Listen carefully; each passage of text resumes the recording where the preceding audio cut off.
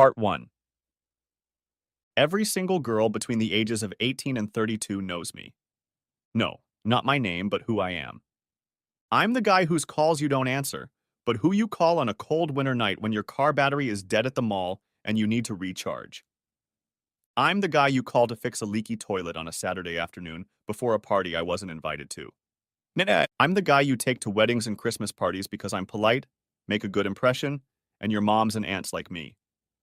I'm the guy you say, call me Saturday, we'll see, to after asking me out because you're hoping something better will come along. I'm a good backup plan as I always pay and treat you well, but I won't pressure you. I am a friend who is not so bad that you lose your number, but not quite good enough to make an effort for a friend. I am invisible. Well, until you need me. I was that guy all through high school, an honors student, a stable middle-class person, raised to be polite and kind to others. I was never a member of sports teams, always worked after school because my parents made too much for government programs, but were too poor to own anything but Kmart jeans and budget eyeglass frames. I was the nice guy who opened doors for you and your girlfriends and let you get ahead of me in the lunch line. Acts you didn't even recognize. You know what they say about where good guys end up? Popular rumor says last, but that's not true. We good guys don't always finish last. We just never get noticed, and no one knows if we finished last or if we finished at all. Too rich for financial aid but not smart or athletic enough for a scholarship, I attended community college while working. At work, I steadily moved up the ladder, getting enough responsibility to get the job done, but not deservedly so, as promotions went to the more perky, visible guys. Like most of my invisible peers, I moved out at 18, bought a turnkey house, and spent most of my time studying warped floors, moldings, tile, and the like. Was my life lonely? I don't know, because it always had been. I got a dog from a local rescue center, an elderly Doberman with one ear that wouldn't stand up. A few months later, a local mutt from the street joined us. Everyone knows that no matter how little money and possessions you have, having a dog makes you rich. When a stray cat moved into my house, I thought I was definitely rich now. Then suddenly something very strange happened. After my 32nd birthday, girls started returning my calls. I was not only getting dates, but sleepovers as well.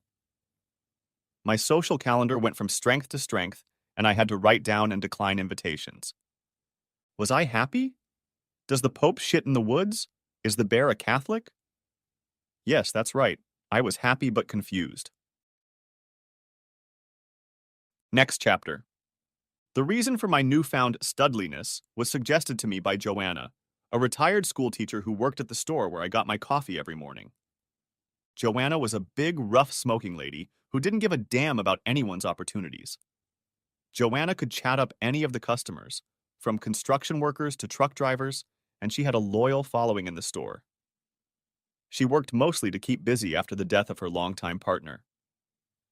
Eric, my boy, you are what is known as a clock stopper, Joanna told me. I was puzzled. I've heard that you can be so ugly that your face will stop the clock. Is that what you mean? Joanna exhaled a stream of smoke before continuing.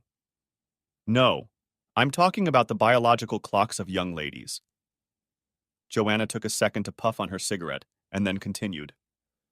Most women know that after age 35, the biological window for having children becomes really dangerous. I interrupted. Joanna, that's not really true anymore. She waved her hand to clear the smoke and deflect my objections. Yes, Eric. True, the odds are better today than in my day, but after 35, the odds still don't stack up in your favor. And so these girls wake up one morning and they are no longer 22 years old, but 32. Carrying a baby lasts a year, so if they want one child, they need to be pregnant by age 34. Add to that courtship, finances, and most importantly, finding the right guy, and then they're already running out of time, and bam. You, my friend Eric, become the stallion that stops the clock. I shook my head. There are plenty of single guys out there, much better than me as donor husbands. Joanna laughed, letting out another trickle of smoke. Sure, lots and lots of loser donors, but not too many good husbands. Ladies don't want a mama's boy who lives in his parents' basement, or a man who will play video games but won't help change diapers. These ladies quickly assess the available talent and discover that most good candidates are already married. Joanna paused. Eric, you see, it is assumed that we now know the best age for marriage. If you tie the knot between the ages of 28 and 32, the risk of divorce is low, not too young and not too old. Goldilocks theory on marriage. The smarter girls got all the bad guys and losers out of their system and locked up all the good men like you early on. Now they have a house, a car, 2.5 kids, and a career. I laughed. So basically what you're saying is that at this point, after we've eliminated married men, I'm getting the least of what's left. Joanna grinned. When you're young, most of your life runs linearly. You graduate from high school, then college, then get a job. But real-life relationships don't develop as smoothly. So how do you plan for a marriage and a life partner that isn't as simple as contributing to a 401k or buying health insurance? Joanna flicked her ashes. Smart women know, if you want a relationship, do what you need to do. Dump the losers and look for good, stable guys. They quit nightclubs, get off the couch, and go to your cousin's friend's birthday party, because that's where you'll find real men, not boys. I shook my head. You can't plot out the path of your life in advance, like it's a chart waiting for you to fill in the dots, especially when those events depend on other people. Sure, you might decide to move somewhere by a certain age or save up a certain amount of money to buy a house or car a few months or years in advance, but that's it. Joanna rolled her eyes. You can decide in advance exactly when you're going to get married, have a child, or make a certain amount of money. Of course, there are other people or factors, potential partners, fertility fluctuations, employers, and the economy in general. I have no new research to back me up, but in my experience, not as a sociologist or economist, the old adage still holds true. Chance favors the prepared man, or as it's also called, the woman. She put the lighter away. Eric, you're on a deadline right now. I bet your first dates are asking about your 5-year plan, or how big a family you want. I stared at Joanna. How do you know? Joanna giggled. When her friends have babies or freeze their eggs, they're overcome with insecurity. They like their lives, but they dreamed of more. The family that dreamed of a future that always seemed to go without saying is now in question. I remember Lisa Bonos of the Washington Post writing extensively about this very subject. I emptied the last glass of coffee. So I'm in the driver's seat. Joanna nodded. Pretty much yes, but don't drive off a cliff. Don't sleep with someone crazier than yourself. Look for a life partner, not just a bed partner. Find a stable girl who will support you, be the mother of your children. Remember, beauty fades, but a good woman will always be a good woman. As I walked to my car, I realized that Joanna had given me a lot to think about. I had really taken her words to heart and had weeded out all but the most stable women who could be a good match for my life. When I finally found the perfect woman, it was a woman that even my mother would like. A girl who... Of course, this is all a load of crap. Kelly's story. I stared at the chipped nail and silently swore as my mom handed me an aspirin to take away my headache. Mom sighed, sliding a cup of coffee toward me. Kelly, what's all this drama about? We were in her small apartment. Mom and Dad had split up after I left for college. The situation had been tense a few years before that, but in my last few years of high school, I just brushed it off. Mom bought the place with her share from the sale of our house. My dad wouldn't tell me why they split up, and my mom simply stated that it wasn't my dad's fault. I didn't probe further, but I knew Mom missed the big yard and garden, even though the small apartment had a big pool. I took a sip of coffee before answering. That asshole Richard cheated on me. I caught him in bed with someone I thought was my best friend. Mom looked puzzled. He cheated on you again? I waved my hand at her. No, it was Kevin who cheated on me before. This is a new guy I've been seeing for about a year now. Wow, my mom said, leaning back. That's the 4th guy who's cheated on you. I shook my head. I guess they all end up cheating on me except for Tony. Mom made a grimace. Tony wasn't married and didn't have kids? I sipped some more coffee. Yeah, but I didn't know that at the time. At least he wasn't cheating on me with my best friend. Only with his wife, my mom reminded me. Why are all men such assholes? I asked. Relationships are so hard. It's like a full-time job and we have to treat it like one. If your boyfriend wants to leave you, he should give you 2 weeks' notice. There should be severance pay and before they leave. Mom took a sip before answering. If you're giving your all and it's not enough, you're probably giving it to the wrong person. Mom, what are you talking about? Kelly, think for a second. What do all these cheating men you're dating have in common? They're all cheaters. Mom made a grimace. What else do they have in common? I just looked at her before she continued. Kelly, it seems like you pick boys who will be losers. Rolling my eyes, I replied, if I try to fail and succeed, what will I do? She took one of my hands. Kelly, you are a mature adult woman who is over 30 years old. You have a good job, you have both intelligence and beauty. Maybe it's time to stop playing with those bad boy kids still living in their parents' basements and start hanging out with real men. I jerked my hand away irritably. What's wrong with the guys I'm dating? Mom just stared at me. Okay, besides cheating? Mom rolled her eyes. What happened last winter when your car battery died at the mall and you called your boyfriend? He said he couldn't make it because he was playing Call of Duty with his friends. Making a face, Mom asked, and who did you call? Dad, I replied, then quickly added. But Dad was on a business trip, so he called Eric. Mom leaned back. So Eric came over in the middle of the night, in the freezing cold, to start your car. Meanwhile, your boyfriend was warm and dry, playing video games, and his girlfriend was freezing in an empty parking lot late at night. I nodded. Didn't Eric bring you a thermos of hot chocolate? Well, that was cold. I was waiting. I defended myself. Besides, I told Eric thanks. He said it was no big deal. Mom nodded. And when your toilet broke before the party and water was running all over the floor, who did you call? It was a Saturday and the plumbers wanted a fortune, so yeah, I called Eric. Because your boyfriend was?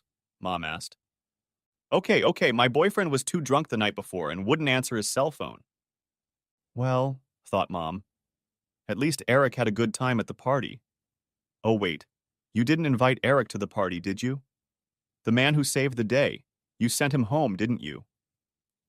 We had too many guests as it was. Besides, I'm sure Eric already has other plans, I replied, stammering.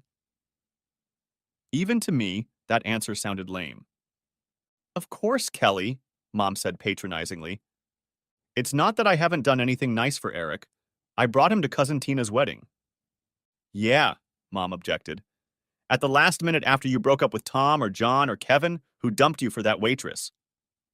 Eric was having fun, I replied meekly. He said he didn't have anything going on anyway. Mom nodded. Yeah, on his day off with no warning. I'm sure Eric was happy to drive 2 hours to sit and listen to your grandmother and Aunt Edith prattle in his ears and dance to a really bad DJ with a bunch of people he didn't know. Okay, Mom, I get it. But Eric's just so... Eric. You hardly notice him at all. He's just kind of... around. Like a reliable cell phone or watch. Mom smirked over her coffee cup. Is that a bad thing? Think of all your male friends over the last 10 years that you've dated. Can you imagine any of those jerks changing your baby's diapers or taking your kid to art school? Oh God, Mom, please. Mom raised her coffee cup at me. Any knucklehead can tear down a barn. It takes a carpenter to build it. I'd had enough and got up to leave. Mom, I've got to go. Thanks for the coffee, but I have a million things to do, and I promised to meet Dad for an early dinner. Mom looked sadly into my eyes. Okay, Kelly, tell your dad I said hi. I nodded and kissed my mom. Mom hesitated and asked quietly, Does your dad ever ask about me? I gave a strained smile and walked out of the apartment. I thought about what my mom had said on the way to my dad's house. It actually made me angry. I had come to my mom for comfort after catching that slut with my boyfriend. Ex-boyfriend. Not a lecture on the birds and the bees and time. It was so unfair. We're told we can do anything a man can do, and when we do, we're called bitches. Now we're expected to be the CEO in the boardroom, the chef in the kitchen, and then all of a sudden, oh, by the way, you only have a window to have perfect kids and a husband. Otherwise, it's the big L for loser for you. As I stopped at the longest stoplight in the city, I casually cast a glance at the park. To tease me, God played out a domestic scene in which some guy was chasing two little boys around a tree, and a woman, obviously the wife, was sitting with a large dog on a nearby bench. It looked like a Norman Rockwell-style life insurance commercial. What the hell? I thought to myself. I'll call Eric and see if we can go out this weekend. Nothing serious, just a taste. Eric deserves a treat. Next chapter. I sat in Starbucks, a cinnamon dolce light frappuccino coffee in one hand and my phone in the other. Hey Eric, it's Kelly, how are you? Kelly? Good to hear from you. Eric seemed genuinely happy to hear from me. What's wrong? Did your car battery die again? No, nothing like that, Eric. I just called to say hi and see if you wanted to hang out on Friday. Huh. That sounds great, Kelly. But we have Gina coming over on Friday. She'll be babysitting her 5-year-old nephew. We're going to take him to the fireworks show at Young at Art on Friday night. I cursed to myself. What a bitch that Gina is, but pulled myself together. Oh, that sounds great. I'm sure Gina needs to put the baby to bed afterward. Do you want to go to the club after she leaves? Eric laughed. No can do. I promised the boy that after the fireworks we'd watch a SpongeBob movie on my big screen TV. Me, Gina, and the boy will have a sleepover. I have popcorn in 4 different flavors, the whole deal. And Saturday morning we're all going to Home Depot for a kids' workshop. Lad will be building a birdhouse. Okay, Eric. Sounds like fun for everyone. I prayed the guy would hit Gina over the head with a hammer. How about picking me up Saturday night? We can swing by that new place on 23rd Avenue. Can I take a rain check, Kelly? Anna and I are going to the XYZ concert on Saturday. Really? Anna bought tickets to XYZ? They've been sold out for months. Yeah, I know, right? I've been trying to get tickets ever since I found out XYZ were playing here. They're my favorite band. Anna said she got the tickets from the company raffle. I took a sip of my coffee. I imagined what that slut Anna had done to get the tickets, but I did my sweetest voice. Oh, Eric, I'm so jealous. Tell you what, why don't we meet on Sunday for brunch and you can tell me all about the concert? Maybe later, Kelly? Sunday morning, Vicky's bringing her dog over to our place. Vicky, me, Achilles, my dog, and Vicky's dog are going to go to the dog park to play frisbee. You have a dog named Achilles? Eric laughed. Yeah, you've met him, remember? The Doberman with one standing ear? I've always wanted to name the dog Achilles. Then when we're out walking, I could say, Achilles heel. He laughed at his own joke. You don't remember my other 2 pets? The mongrel and stray cat Spoiled and Rotten? It took all my self-control not to blurt out that I barely remembered him. My God, Eric, you have a pretty good social calendar. Yeah, crazy, right? He chuckled. Until last spring, the only way I could get someone of the opposite sex to talk to me was if I had a tool in my hand to fix a clogged drain or their broken widget. It must be my new aftershave. You poor, ignorant fool, I thought, as Eric continued. Kelly, how about... It sounded like he was turning a page. Sunday night? I can cook something on the barbecue and we can watch a classic movie in 3D. I even bought glasses. Now I was furious. I wasn't going to have a dentist appointment. Eric, I don't know. Maybe you can call me on Sunday and I'll tell you. I could almost hear Eric shrug into the phone. Okay, Kelly, but why don't you call me in case I forget? Oh, sorry, there's someone on the other line. I've got to go now. I hope to see you on Sunday. Bye. I sat there staring at my phone with the call ended display. My cinnamon dolce light frappuccino coffee was long forgotten. What the hell? I said out loud, louder than I intended, drawing stares. Eric had just hung up on me. I stood up and tossed the cup into the trash can. How could Eric prefer me over these whores? I had a bigger cup size than all those bitches put together. Hell, all those trailer park whores barely had the brains to blow their nose. Next chapter. My father was quite amused by my interactions with Eric. Honey, it sounds like you're a seller in a buyer's market. We were sitting outside on the big veranda of my dad's house. His house was much bigger than Mom's and overlooked the lake where he kept his boat. Dad was grilling on a huge rig that would have been fit for any restaurant. He was still in good physical shape, and with his tan and hair the color of salt and pepper, he could have played the part of an extra in a commercial for some senior housing complex. But Dad, that's just not fair. I've known Eric forever. I have a degree, a career, and not to sound vain, but I'm kicking the ass of all these passers-by in looks. Dad laughed, sitting down. Don't forget about modesty. You're the one who told me to be modest, but not inconspicuous.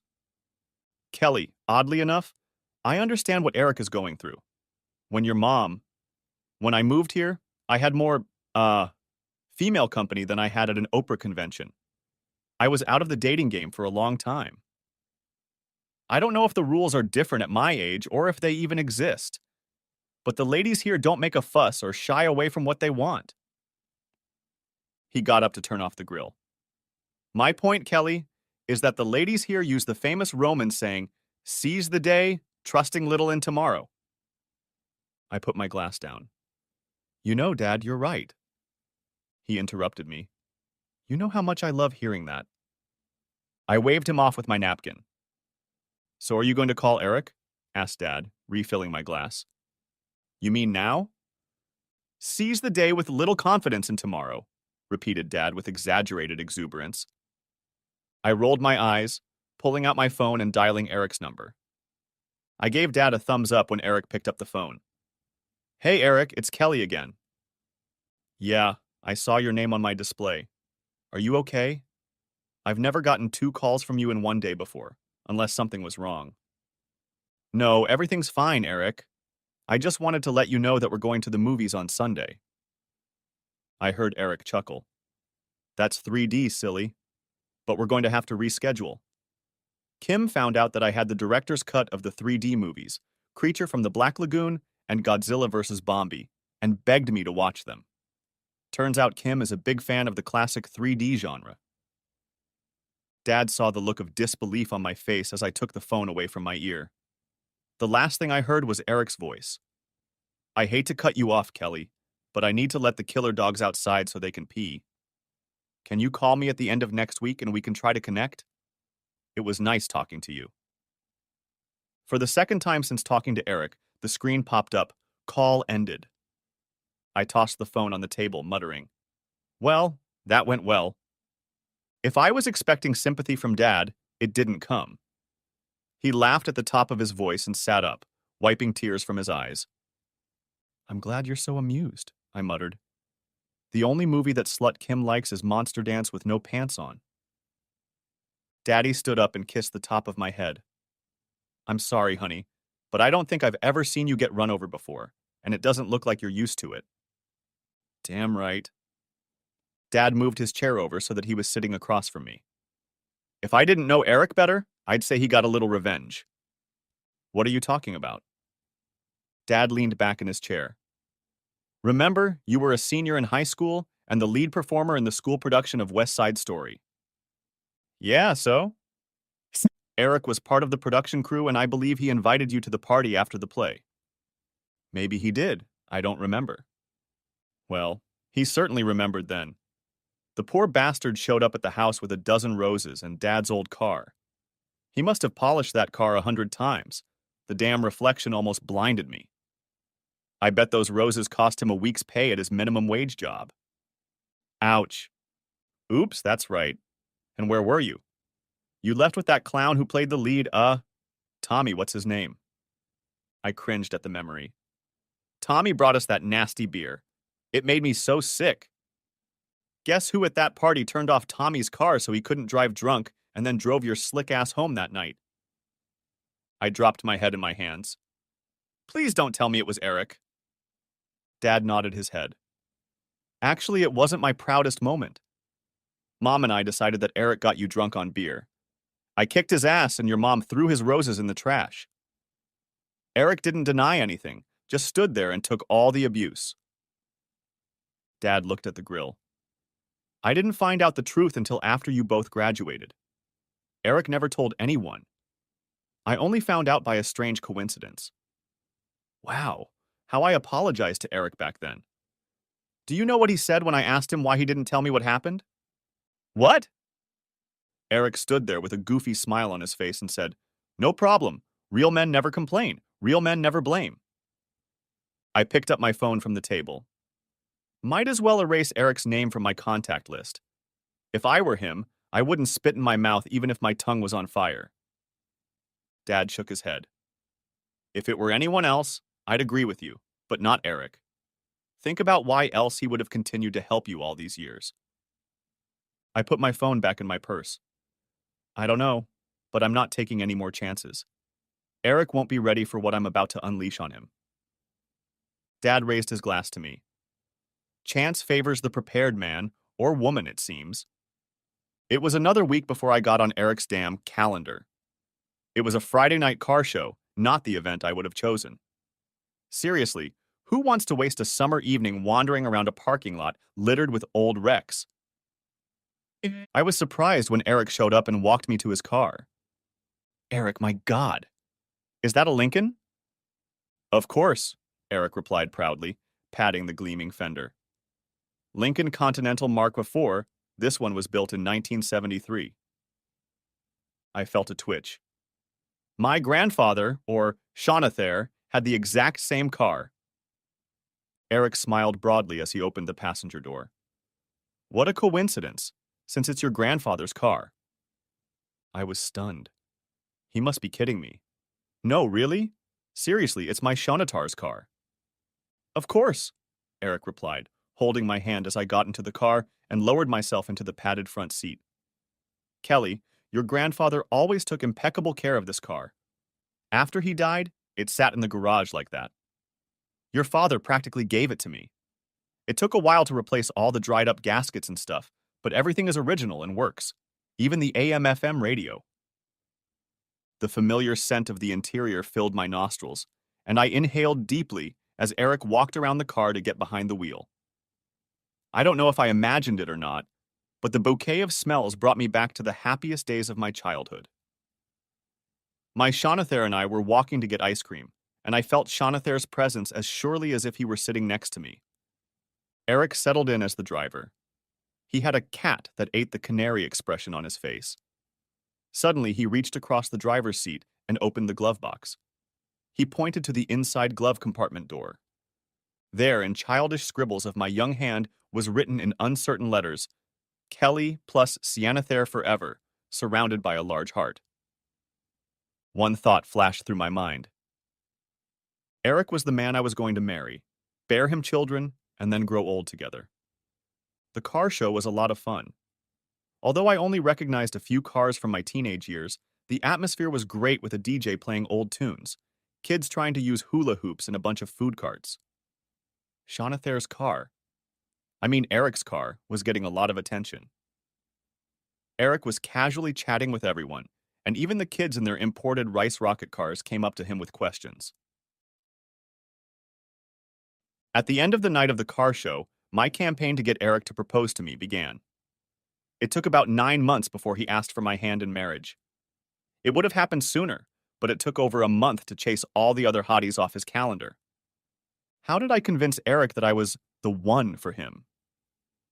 Easy. I showed him what great partners we would be together, our potential as parents, the common interest that brought us together, the fact that we were true soulmates, and of course, it's all bullshit. I was giving Eric what every guy wants. Eric, like most single guys, was limited to 4 main food groups: microwave, cereal boxes, pizza, and Chinese takeout. While, of course, the best I could do in the kitchen was make restaurant reservations using my phone, I could find enough ingredients to keep Eric's stomach full. Eric wasn't the worst lover I'd ever had in my life. Eric continues the story. Wow, is all I can say. I really enjoyed being married. Kelly was wonderful. Even the cat liked her. We had the usual minor disagreements, like my choice of decor versus hers, but once I saw what she did to the house, I quickly sent my lonely memorabilia to the garage to make a traditional man cave. We both loved to laugh, and comedy clubs and concerts along with local theaters became our date nights. As we all know, when the gods want to make us cry, they make us laugh first because everything was good until it was bad. We had just gotten out of the doctor's office. After a year of trying to have a baby, we decided to get tested. My swimmers were fine in both quantity and quality. Unfortunately, the problem was Kelly's. I can't spell half of the medical jargon, but basically, I had a better chance of getting pregnant than Kelly. All existing methods involving Kelly had such a low chance that the odds were non-zero, meaning above 0%, but not by much. Unless three wise men with gifts come from the East, we would have to go the expensive route of surrogate or adoption.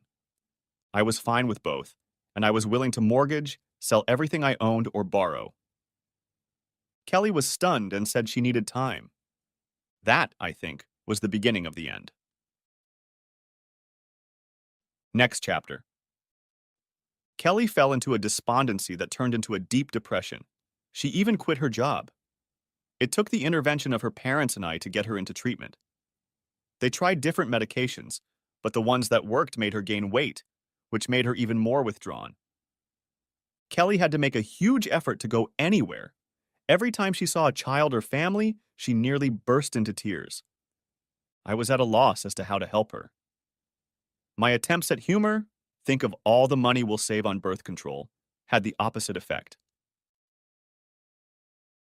After about 2 years of this behavior, I was ready to get depressed. And then a miracle happened. Kelly's therapist picked the right combination of medications, and combined with Kelly's sessions, I gradually climbed out of my shell. Although I was glad to have my wife back, the old life didn't happen. Kelly refused to discuss any options for our family, and I simply dropped the subject. It seemed like we were no longer getting along and just existing together. Even when we were physically near each other, like eating breakfast, Kelly acted as if I wasn't there, scrolling through her smartphone or going through papers from her new job as office manager. I felt invisible, like she was looking past me.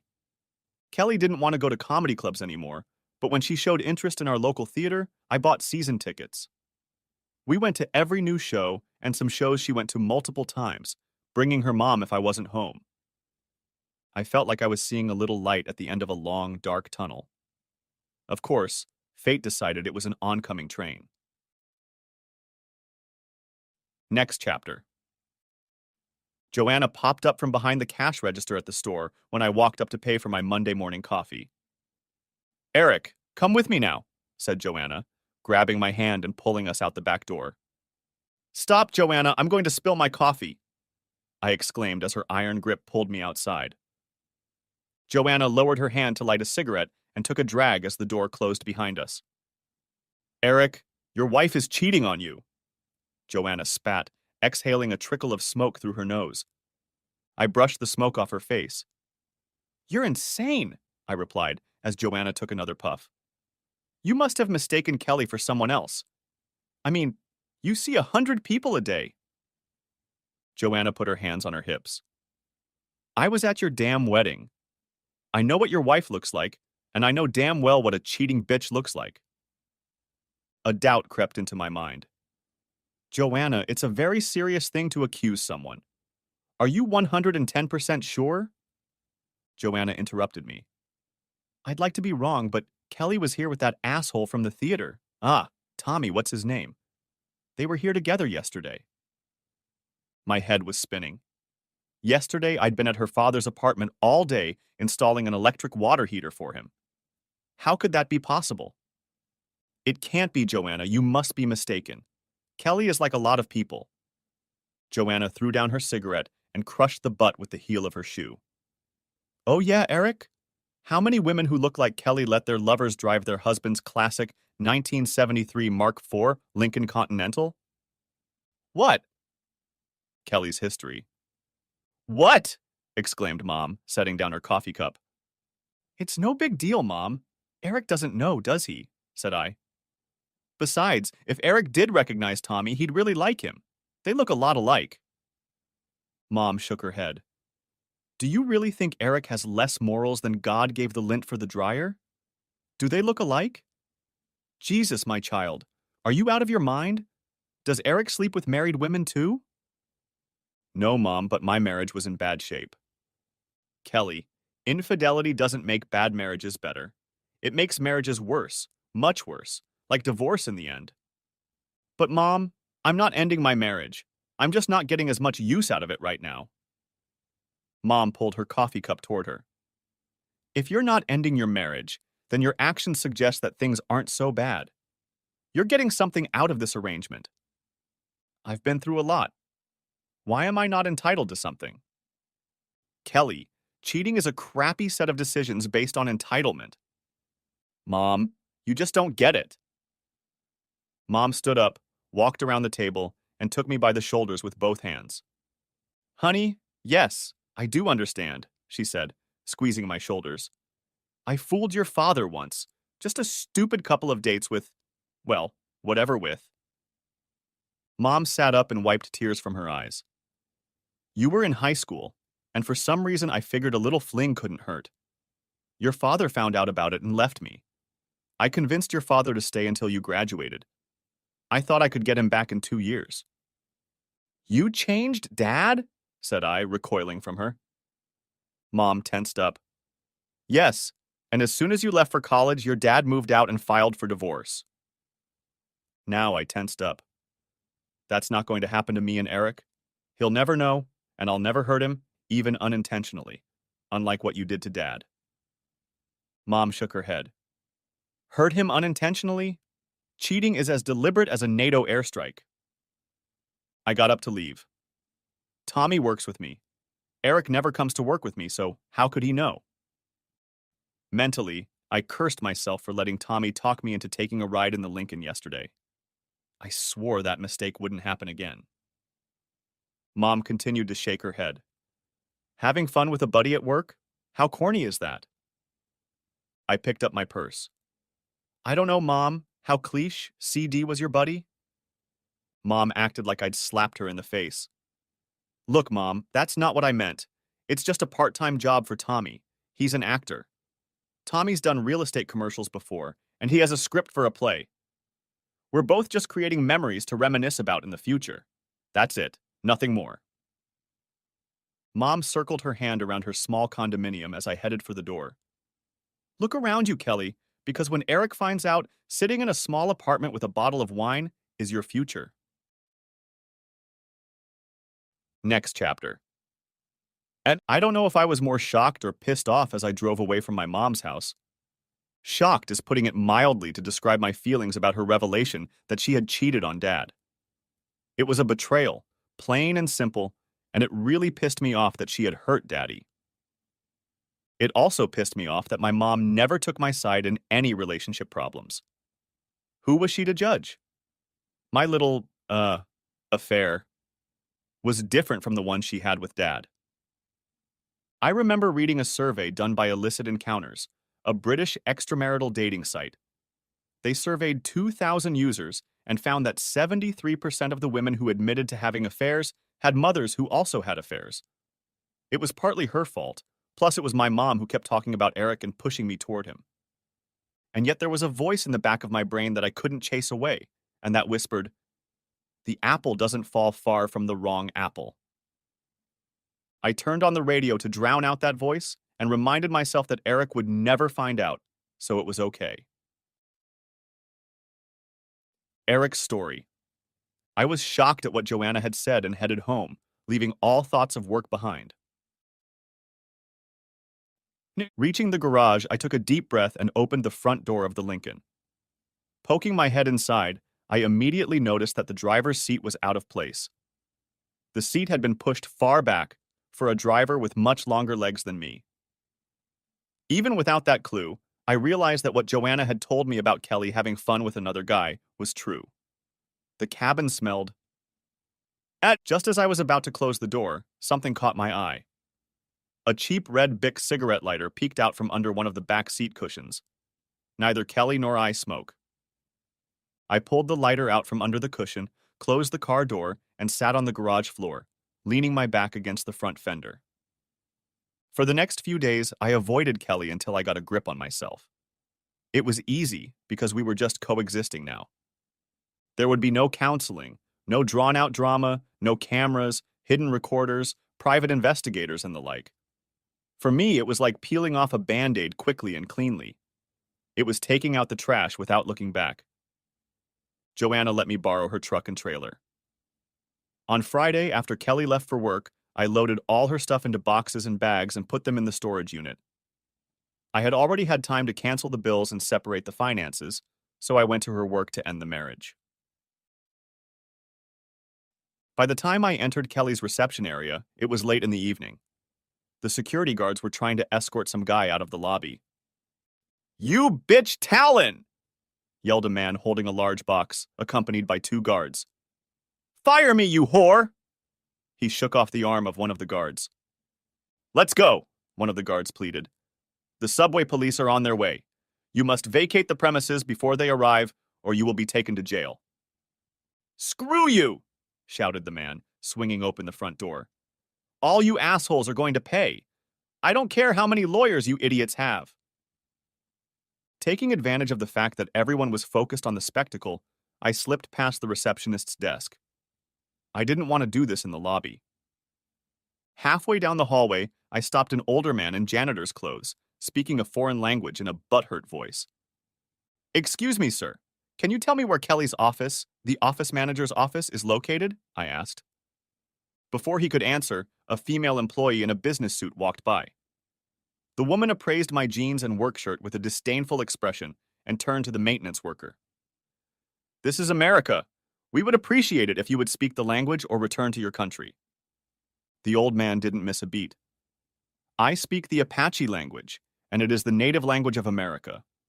So listen, you tight-ass immigrant. Why don't you go back to your country if you can't speak the language?" Turning to me, he continued.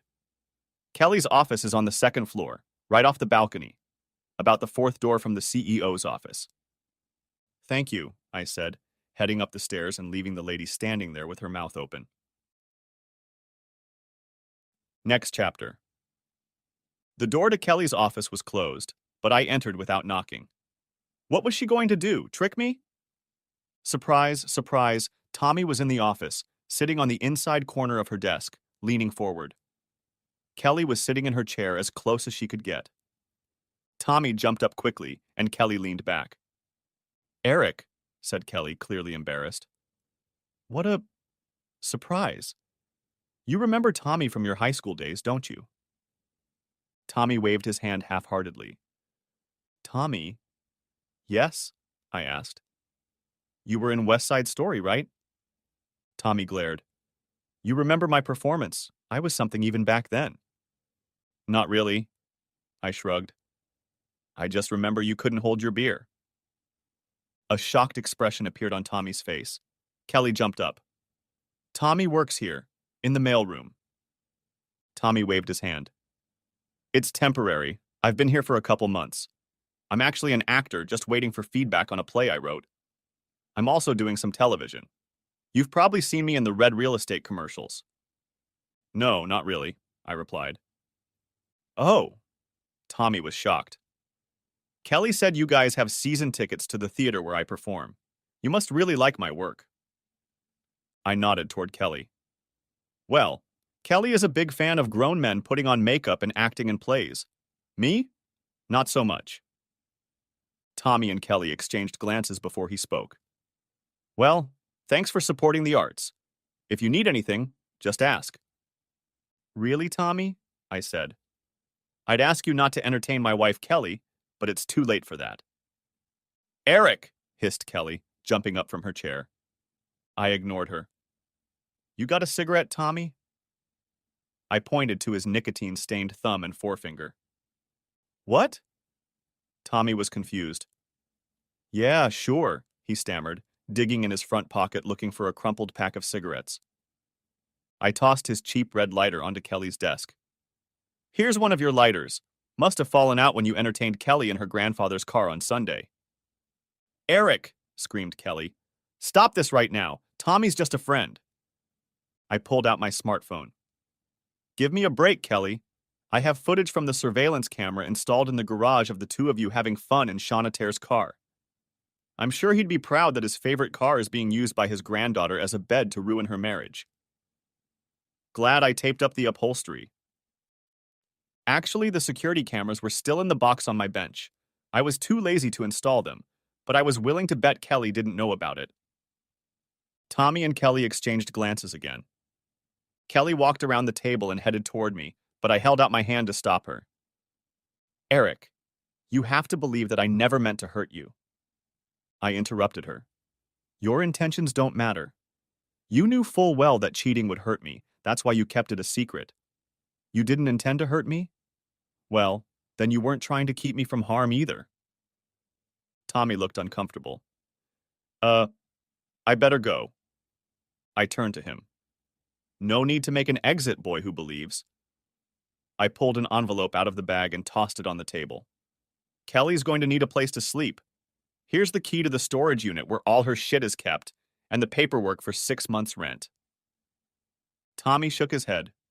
No way, dude. I'm already living in my mom's basement, so... Kelly looked stunned. Storage, what? Wait, no, Eric. Wait, listen. Mistakes were made. Not by me, Kelly. All mistakes are being corrected on my part right now. You have credit cards and money. If you don't want to sleep with Tommy Boy in Mom's laundry room, just go find a place of your own. I could see that Kelly was still in shock. Eric, that's not a deal breaker until you know there's no problem. Are you out of your mind, Kelly? You didn't think about my welfare. You were staggeringly selfish. You risked my health. All because you wanted a little weirdness. You didn't think I'd find out, and you thought it was a good compromise all along. I took one last shot. And it's a good thing you don't have kids, Kelly, so you can't ruin their home life. Kelly stammered, You bastard. You should have entertained someone else so you could have a disease. I shook my head. Are you that stupid, Kelly? Tommy puffed up his chest and pointed at me. I'm not the one who can't satisfy his wife. He looked at Kelly. What? I never said we had an exclusive relationship. Come on, Kelly. You've seen what ladies are like backstage. Ladies? Kelly got angry. A bunch of fat housewives and ancient first wives. She threw a cheap lighter at Tommy. I turned to leave. Welcome to the First Wives Club, Kelly. You and Basement Boy deserve each other. Since you work at a law firm, you can file divorce papers. Kelly's face was almost beet red. You guys are both assholes. I wagged my finger at her, heading out the door. Next chapter. And I was standing at the stairs to the second-floor balcony, trying to calm myself down when I heard gunshots. As I leaned over the railing, I saw a guy with a pump-action shotgun shoot through the ceiling. 2 guards were lying on the floor next to him. Amidst the screams, I heard him yell, Here I am, bitch, Talon! I want to discuss your package deal right now. Heads peered out of the office. The old janitor I was talking to was pushing his cart toward the stairs at breakneck speed, shouting, Active shooter! Active shooter! Get to safety! Go to the safe room on the 5th floor immediately! The old janitor reached the top of the stairs, just as the gunman began to climb the stairs. The old man pushed the entire cleaning cart down the stairs. The mass of mops, buckets, and bottles of cleaning supplies hit the gunman right in the chest as he tumbled down the stairs, knocking him to the ground. The janitor looked at me and pointed to a large copy machine. Move that thing to the stairs. We have to block it. I froze in place and couldn't move as the janitor ran to the elevator and slid a key into a slot from a bunch on his belt. He rushed past me. Come on, kid, let's go. That'll disable the elevator, but we still have to block the stairs. My body simply refused to react, and the old man ignored me, unhooking the massive copier and pushing it toward the stairs, ignoring the gunshots. I was now joined by Kelly, Tommy, and about 6 other women, including the one who had told off the cleaning lady for talking to Apache. We stood wide-eyed and watched what was happening as if it were a reality show. As shots rang out in the copy machine, the janitor taunted the shooters. "Hey, you shooting blanks? Looks like you need a bigger gun." Then the crazy bastard started throwing potted plants in the direction of the shooters. The old man looked at me and hissed, "I can't hold him back much longer. Move your ass and lead these people to the woman's shack around the corner." I was still in a trance until Kelly tugged on my arm. "Let's go, Eric." Next chapter. We were cowering in the women's restroom like a herd of sheep when the janitor came in. He turned off the lights, and it took a minute for my eyes to adjust to the darkness. The man pointed to half a dozen women. "Get in the last stall, farthest from the door. Stand behind the china as far as you can." He turned to Tommy and me. "Move the couch in front of the stall wall. That will help block any pellets that get in. Hopefully, we can sit this one out until the cavalry arrives. We should keep quiet and hope he doesn't find us." He locked the door. "Anyone keeping an eye on that asshole gunfighter?" I raised my hand like I was in 3rd grade. "He was wearing something that looked like a black life jacket," I said. The old man nodded. "An armored vest." He turned to the group of women huddled in the last stall. "You," he pointed to Kelly. "Give me your bra. Now." Tommy was still looking around in panic. "You're going to listen to that old pervert." "Shut up, Tommy," I said, pointing to a tattoo on the inside of the old man's forearm that resembled the Budweiser eagle and a beer logo, only his tattoo had an eagle and a trident with an anchor on it. This guy knows his shit. As the man tore open the cups and then clenched one cup in his fist and punched the mirror above the sink. He picked out a long, jagged piece, wrapping the end of it in one of Kelly's bra cups and handing it to me. "I bet our shooter has a less expensive ballistic vest. Ballistic armor dissipates the kinetic energy of a projectile, such as a bullet, through a network of fibers like Kevlar, much like a soccer ball hits a goal net at speed. It won't stop a knife or a punch." "What if he doesn't have a cheap bulletproof vest?" shouted Tommy, almost panicked. "Calm down," said the man, trying to hold out a bra-wrapped spike to Tommy. "Then we'll go for the face. There's enough of us here, and if we pile on all at once, we'll have a chance." "To hell with that," said Tommy, dodging the jagged piece of glass held out in front of him. "I'm not going to sacrifice myself for a bunch of selfish sissies. These bitches wanted equal rights. Let them fight." He began to squeeze his way through the small crowd crammed into the last stall. The old man grabbed Tommy by the hair on the back of his neck and pulled him back. Tommy spun in place. The old man kicked him under his kneecap, and Tommy fell to the ground. "You want to die on your knees instead of fighting on your feet like a man? That's your choice, but you're not going to hide behind a bunch of skirts to save your hide." Tommy scurried off to the far corner as the boy let go of his hair. The man turned to me. "What about you? Fight or flight?" I was so scared my teeth were chattering. "I think I'll pee my pants, but I'll stay on my feet." "Look, that door won't hold a damn thing. The shooter's got a pump-action shotgun, looks like a 12-gauge, which would easily put a hole in the door, but the tiles on either side of the door should give us protection from the buckshot." He walked over to the wall next to the door. "The door opens outward, so even this cheap door will be hard to kick in. I bet he'll shoot the lock off and then pull the door on himself. Like most guys, he'll open the door with his dominant hand, which is also his gun hand." He pantomimed the action. For a moment, the shotgun will be in his other hand. That means his hand will be holding the door, not the trigger.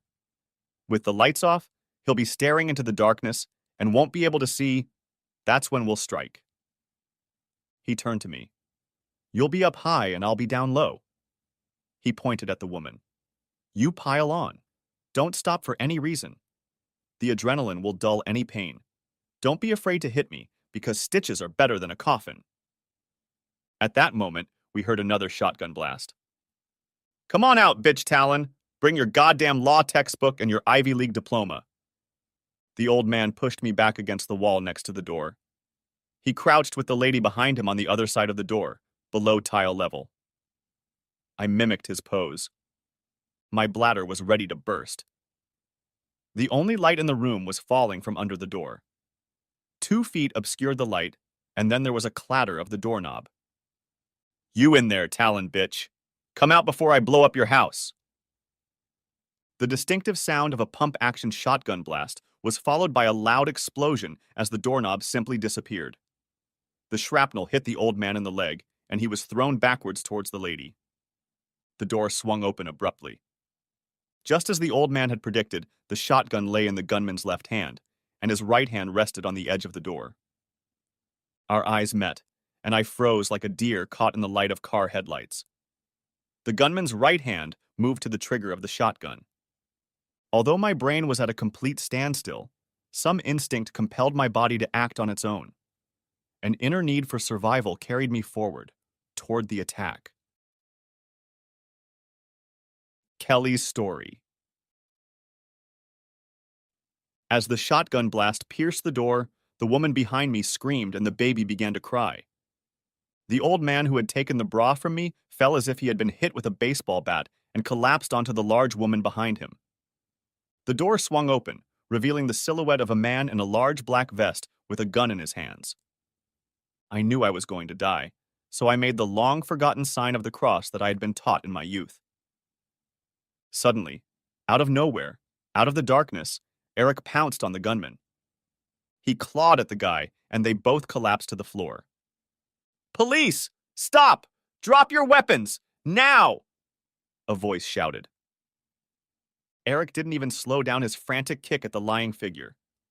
2 shots rang out, and Eric was thrown off the body of the gunman, but he crawled backwards like a zombie and started hammering the body with his fists. "Stop! Hands up!" shouted one of the officers, stepping around Eric with pistols at the ready. A large woman leaned out of the door and covered Eric with her body. "Don't shoot! It's not him! He's not the shooter!" About 1 million men in police uniforms and with all manner of weapons scurried away. 3 days later. "No, Kelly," Joanna said. I was in the store where Eric got his terrible coffee every morning. I was standing over Joanna, who was kneeling and arranging packages of donuts in the display case. "God damn it, you lesbian!" I shouted at her. "You can't just break into my house and steal my animals. That's all I have of Eric." Joanna stood up and brought her face close to mine. I almost choked on her cigarette breath. "Listen, you cheating scumbag," Joanna began. 1. I didn't break down the door. Eric gave me the key. 2. This isn't your house, it's Eric's house. And 3. The fact that you left Eric's pets without food or water for 2 days shows that you can't be trusted to take care of anyone or anything Eric cares about. She waved a finger in front of my face. We all know what happens when someone trusts you with something important, like marriage vows. I took a step back. It's not my fault. You know how crazy the last few days have been? Do you know how awkward it is to barge into your own house because your husband changed the locks? Joanna took a step toward me. Is it really as bad as what Eric experienced when I told him his wife was a cheap whore? I took another step back.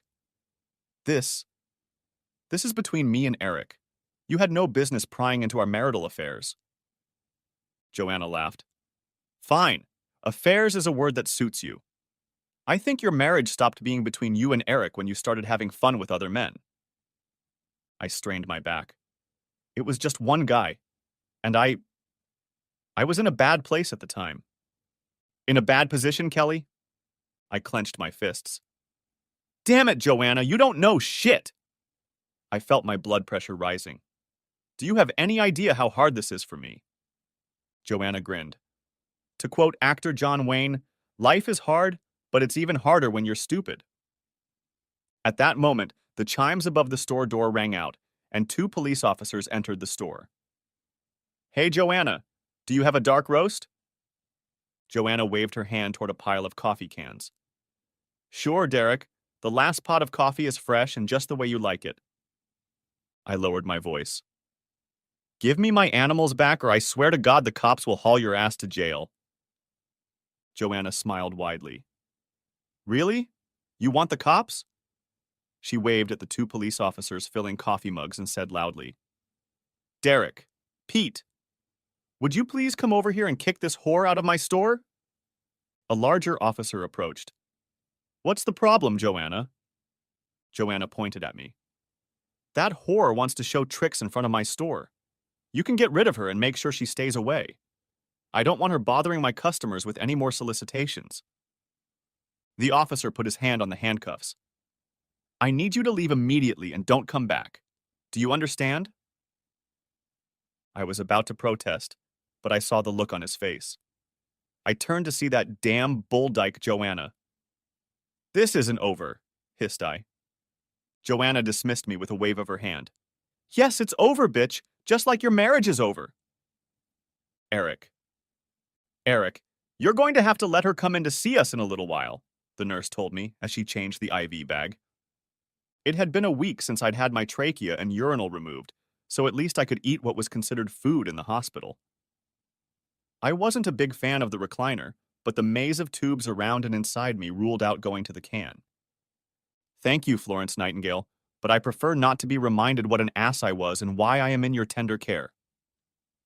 My nurse shook her head. Too bad the first thing you asked for after surgery was to ban your wife from the room. She sits in the waiting room every day. I know she's hoping you'll call and let her come in. I tried to get comfortable, which was no easy task. Yeah? Well, I lie on that damn bed every day too. At least she can get up and pee in the bathroom or see her boyfriend or have her boyfriend pee on her. Either way, keep her away from me. The nurse checked the other IV. It's just the drugs talking. I know what a good guy you are. Let me give you a hypothetical situation where you talk to her for just a second. How about this? What if there were no hypothetical questions?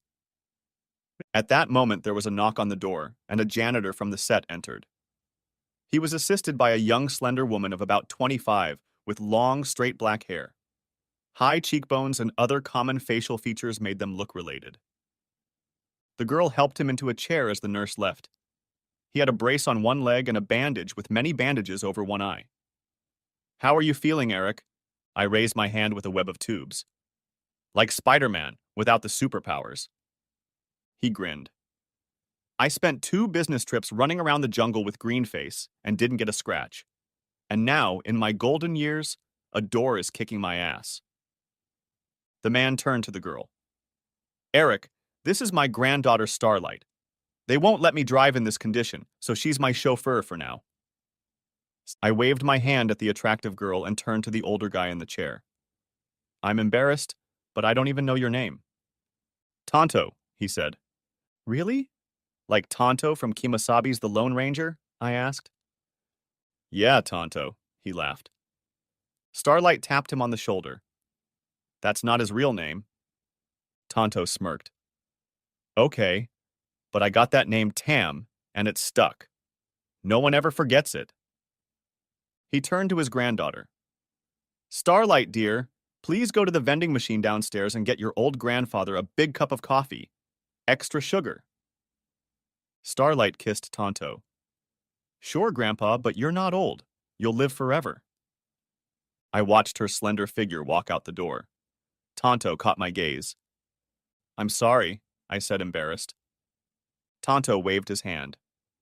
Well, at least I know you're not gay. Now, Eric, between us men, what's your 5-year plan? 5 years? I don't even know what's going to happen in 5 hours. My life right now feels like a test I didn't prepare for. How big a family do you want? Tonto, are you asking for a date? The old man laughed. No, but hopefully she will be. He pointed to the door Starlight had just come out of. She just got out of a failed relationship. Old Grandpa had to remind her boyfriend that I've killed people I didn't even know, and I'm not going to lose sleep adding it to my tab. I advised him to leave that part of the country and never come back as I have 25 acres of land with a backhoe and no one will ever find his body. Tonto, remind him not to date your granddaughter. He slapped himself on the leg. Just the opposite, Eric, my boy. I want Starlight to be with a real man. A guy who will support his woman and let her support him. I see such a man in you. I shook my head. Tonto, I wet my pants when that guy with the gun opened the door. Tonto shrugged. All battles are fought by scared people who would rather be somewhere else. On my first assignment, I would have had to change my underwear twice if I had it on. He pointed at me. When it was time to step forward, you did. That's all that matters, and it counts for a lot. Courage is when you're scared to death, but you get in the saddle anyway. I tried to find a graceful way out of the situation. Your granddaughter hardly knows I exist. Tonto tapped his finger on his head. Leave it to me. Kelly's history. Tommy, stop calling me! I was almost yelling into the phone. The people in the hospital waiting room were staring at me, so I got up and walked out into the parking lot. Sure, Kelly, but have you thought about what I said? Tommy, the only time I think about you is how I wish we had never contacted each other and how I wish you were dead. Whatever, Kelly, but it's a big opportunity. A movie about what happened to us could be my big break, but we have to strike now while the iron is hot. Tommy, I'm hanging up. Don't call this number again or I'll stab you myself. I need to keep this line free in case Eric calls. I didn't hear a no in that sentence, Kelly. No, no, no. Is that clear enough? Wait. The producers have several storylines we can go with. For example, if Eric realizes how strong our bond with each other is and gives us his blessing in the hospital before he dies. Eric won't die! I yelled into the phone. Won't die? Damn, okay. Then we have another storyline where I go to therapy with you guys and help heal the pain. You guys are so grateful you named your first child after me. It's just bait for the girls. You're an asshole. You know I can't have kids. Kelly, it's a movie. You can have an elf if you want. Otherwise, we'll have you adopt some foreign child from a third world country where all the Hollywood public takes jobs for foreigners from. As a dramatization of this story, you can adopt a puppy or a pony and name it after me. Later, the pony will grow up and win the Kentucky Derby. You ass, ponies don't grow into horses. Really, Kelly? Okay, we'll fix that in the script. I put my hand on my forehead, feeling my head start to hurt. For the millionth time, I cursed myself for even talking to this man, let alone having fun with him. Tommy wasn't worthy of wearing Eric's socks. Tommy, please, just go away. Kelly, we have tons of other story ideas in every genre, but they really need you to sign on to get some traction. How about it turns out that Eric is actually a robot from the future coming to the present to save you and me? I pressed the end call button and put my phone back in my purse. Eric's story. Tonto and Starlight became daily residents of my hospital room. Tonto made no secret of his desires, and after a while both Starlight and I became more and more amused by his attempts. Finally, Starlight stood up. Eric, my grandfather will never let up, so we can set a date to go out at least once. Okay, Starlight, I said, but you'll have to drive on the first date. Tonto leaned back in his chair with a smile on his face. My work here is done. As he got up to leave, there was another knock on the door, and the middle-aged lady who had been on the set with us walked in. Tonto, Starlight, and the lady greeted each other warmly. I felt like a stranger in my own room. Tonto started the introductions. Eric, this is Allie. She's the CEO of Talon and granddaughter of the founder. He rubbed her shoulder. A woman with balls of brass like her brains. Remembering her sitting against the wall with a shard of glass clutched in her hand, I had no doubt Tonto's description was accurate. Allie squeezed my finger warmly. I and everyone at the firm owe you a debt we can never repay. I hope you will accept compensation from both us and the city, but I will not insult your sacrifice by offering only money for what you have done and endured. Tonto interrupted. You can insult my sacrifice by offering me only money. Allie waved her hand at him. Hush, Tonto. Everyone knows you have more money than King Midas. Starlight added, You're only working because Grandma was going to poison your coffee if you didn't quit and stop bugging her. Damn women, Tonto grumbled. A man has to have a purpose to get up in the morning. Starlight rolled her eyes. You get up at 4 o'clock in the morning every damn day. Old habits die hard, Tonto hummed. Allie shook her head. Eric, I know the circumstances under which you came to our office, and I'm sorry that there has been so much grief and suffering in your married life. However, I cannot express how glad I am that you ended up here, whatever the reason. She pointed at Tonto. We both owe you our lives, as well as my granddaughter. I felt myself blush.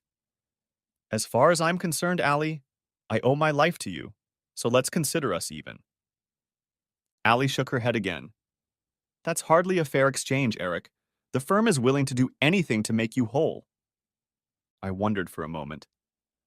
Does your firm have a family law department that can handle divorce? Kelly's history. It had been 8 months since the divorce was finalized. I had fallen back into a deep depression, and only in the last 3 months had I realized my act and its consequences. Today, I stood at a crossroads, but it was something I had to do, as I had learned that tomorrow hopes we learned something from yesterday, so I had to talk to Eric. I knew where to find him, which is why I found myself at Friday's car show, standing a few seats away from him and my Shonathere car. Taking a deep breath, I walked over and tapped Eric on the shoulder. Eric turned around and our eyes met. I was ready for hate, disgust, indifference, but I should have known Eric was too nice a guy. Hey, Kelly, said Eric with a wide smile. How are you doing? I didn't detect any sarcasm or indifference. Eric was almost happy to see me. Dare I hope so? I knew what I should do, but I procrastinated, saying instead, Eric, I'm doing well. I see your movie is already on Netflix. Eric laughed. How I missed that sound. I heard that, Kelly. It was just a small indie production, but I had a lot of fun on set. The performer in the lead role was really cool. I nodded. He had your mannerisms down perfectly. Eric laughed again. Of course, except for the fact that he was a foot taller, had better hair, and a body built like a Greek god. We could almost be twins. He struck a pose. Have you seen my occasional appearance? I was an Uber driver. I even had a line. Have a good day, sir, was my main speech. I felt better just being in Eric's company. Oh, it wasn't that bad. Eric smiled his goofy smile. What was your favorite part? When my character made a powder bomb out of charcoal cigarette filters and dried poop to blow a hole in the wall so everyone could escape? Or when I used the ninja skills my grandfather taught me to scale a wall, disarm a gang of terrorists while holding a puppy, and then bring a shot orphan boy back from the dead with a heart massage using his car keys? Eric's humor was infectious, and I found myself laughing along with him. Well, at least you got the girl. Girls, Eric corrected me. He turned a little more serious. I'm sorry your temper was so harsh. I felt better than I had in a long time and joined in the self-injury. Harsh, Eric? They just made me mean. All the actress who played me was missing was horns, a tail, and a pitchfork. Eric shook his head. The entertainment department of the law firm that handled the contract told me that the movie was a hit in Asia. It ranks as the 19th most illegally downloaded movie in China. Well, that's something, I said, laughing. There was a pause while I took a deep breath. Eric, I need to ask you something. Shoot Kelly, Eric said, then wrinkled his nose. Sorry, bad choice of words. I managed a weak smile. Eric, ever since the shooting, I've been living on disability and the money from our divorce. I can't go back to work at the law firm. Everyone acts like I'm some cartoon villain who betrayed Batman. I hate what happened between us. I don't know what kind of person it was. I took another deep breath. But through therapy, I realized that I need to forgive myself. I need you to see me for who I really am. At that moment, a slender, dark-haired woman with obvious signs of pregnancy walked over to us and hugged Eric. Eric pointed at me. Oh, Kelly, I'm sorry, this is my wife, Starlight. Our gazes met. There was defiance in both eyes. Starlight's eyes narrowed. I heard what you said. She squeezed Eric tighter. It's all bullshit. You don't hate the affair as much as you hate the aftermath. And telling the world you've forgiven yourself is grotesque narcissism that has nothing to do with the people you hurt, like Eric. Perhaps it makes God sharpen his lightning bolts on your arrogance. Starlight's voice lowered to a baritone. Hey, you oaf. I believe it is I, the Almighty, who is handing out forgiveness here. Who made you God? Starlight turned to Eric. I can't believe you and my grandfather almost died trying to defend that smug, delusional excuse of a human being. You should have used her as a human shield. I was stunned into silence. Nothing could have prepared me for the words of this little firebrand. It wasn't like this when we practiced therapy. Eric broke the tension. Put away the mama bear clause, Starlight. I'm sure Kelly meant no harm. I forced myself to smile. Ah, okay. Well, I should get going. Thanks for talking to me, Eric. Good luck to you both with the baby. As I walked away, I knew Eric had found the woman who should have been standing shoulder to shoulder with him the day the gunman opened that door. Next chapter. I dropped my car keys in the bowl as I walked through the door. Kelly, how'd it go? Did you talk to Eric? Mom called out from the kitchen. I sat down at the table. Yes, I talked to Eric as well as his wife. Eric is married? Mom asked. Yes, and they're having a baby. Oh, I'm so sorry, Kelly, replied Mom, coming out of the kitchen with a bottle of wine. Mom set 2 glasses on the table. Have you talked to your dad about moving out? I'd lived with my mom since the divorce, but her apartment was small for 2 people. Dad took what I'd done with Eric and the divorce very hard. Eric was like the son he always wanted for him. Yeah, I talked to Dad, I said, pouring a glass. Dad said the same thing. He loves me and will pay the first 3 months' rent plus the security deposit. I took a deep sip. But Dad feels uncomfortable having someone who cheated on him living in his apartment. Mom poured herself a glass. Well, that's okay. We'll be living alone for now. No one knows what the future holds. As I held the wine glass in my hand and looked around the small apartment, my face reflected in the wine bottle, and I realized that I had messed up my future big time. Yeah, this is it. The perfect evening. My legs are positioned above my hips, which everyone knows is necessary for a serious hangout position. A cold beer is strategically placed in my right hand. My ebook is on the deck at my side, but turned off, as it should be at a moment like this. No action, mental or otherwise, is required right now. Except for a small amount of beer, of course. It's a much-needed moment of calm. I just need to be. And most of all, to be alone. Solitude is the only acceptable state in my current life. The sun is about to set, the colors are warm. The sea is absolutely calm. There is no wind and no sounds at all. It's as calm as it can be. Halcyon, my sailing yacht, is anchored in a small bay off a Greek island. Well, it's not really an island. It's more like a big chunk of rock. This rock has 2 major advantages: 0 population and a great place to anchor. The small cove is deep enough for my 50-foot yacht and not badly protected from the open sea. Anchoring the yacht was quite a challenge since I was alone. I needed a second mooring point because the bay is too small to allow the yacht to turn freely. But manual labor was quite welcome after a day of lazy sailing in the Aegean. Now everything is ready, the beer is cool, and the silence is just perfect.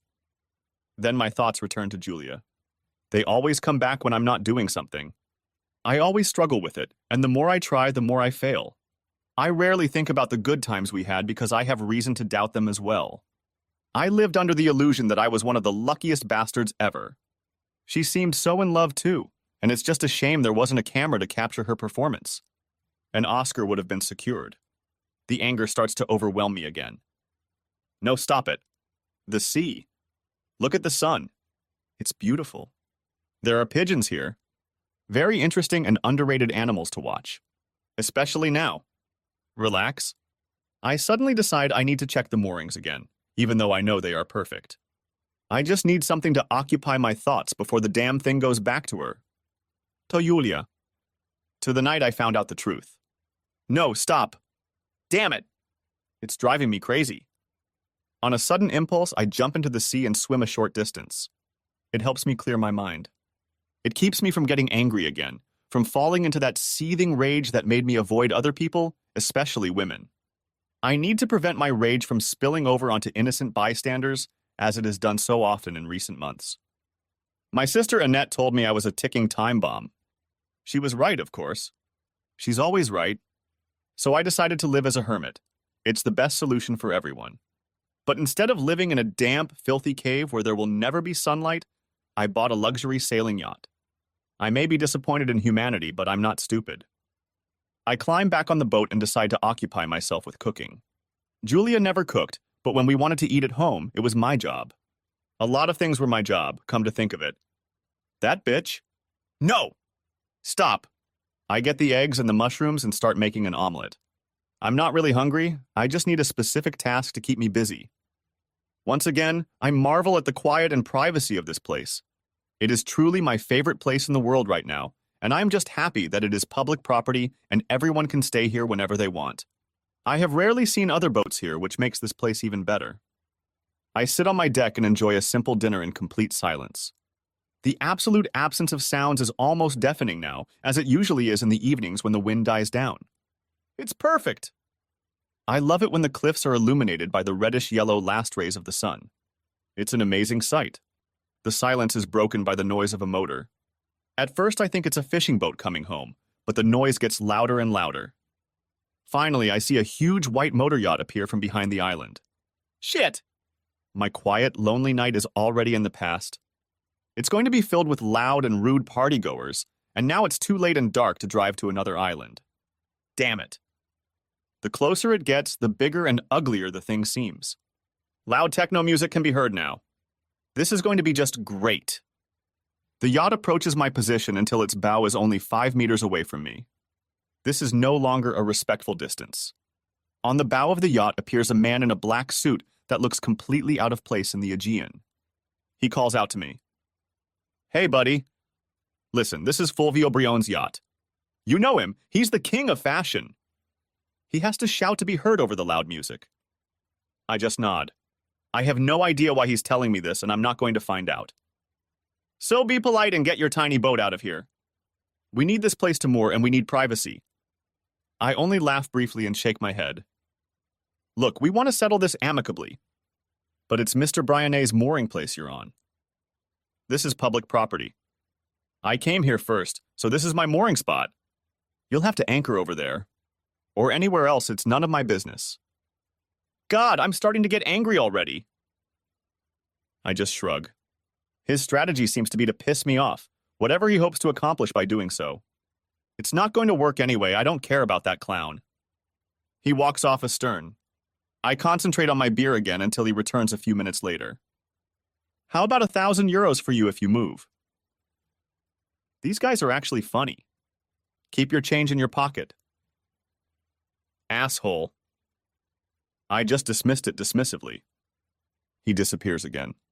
After a while, the ship moves back to the second best anchorage, which is almost offshore. They anchor their ship about 30 meters from mine, which is too close for my taste, but I can't help it. I try not to get angry, deciding to think of the whole thing as a free show for my amusement. The ship is lit up as brightly as a circus, and some of the people on deck are just plain bizarre. The smartly dressed men strut around like complete idiots. The women are all walking around in high heels and black bikinis. I wonder what kind of deck they have. I certainly wouldn't tolerate high heels on my teak deck. But they seem to be mandatory aboard this ship, as is the general demeanor. The men are busy finding themselves stunning. The women are present for decoration. I'm amazed at the idiotic behavior of these people and how great they feel. They probably don't think too highly of me either. It's like we're from different planets. Besides peacocks and girls in bikinis, there are several guys in black suits on board, obviously bodyguards. There are also people in white uniforms, probably crew members.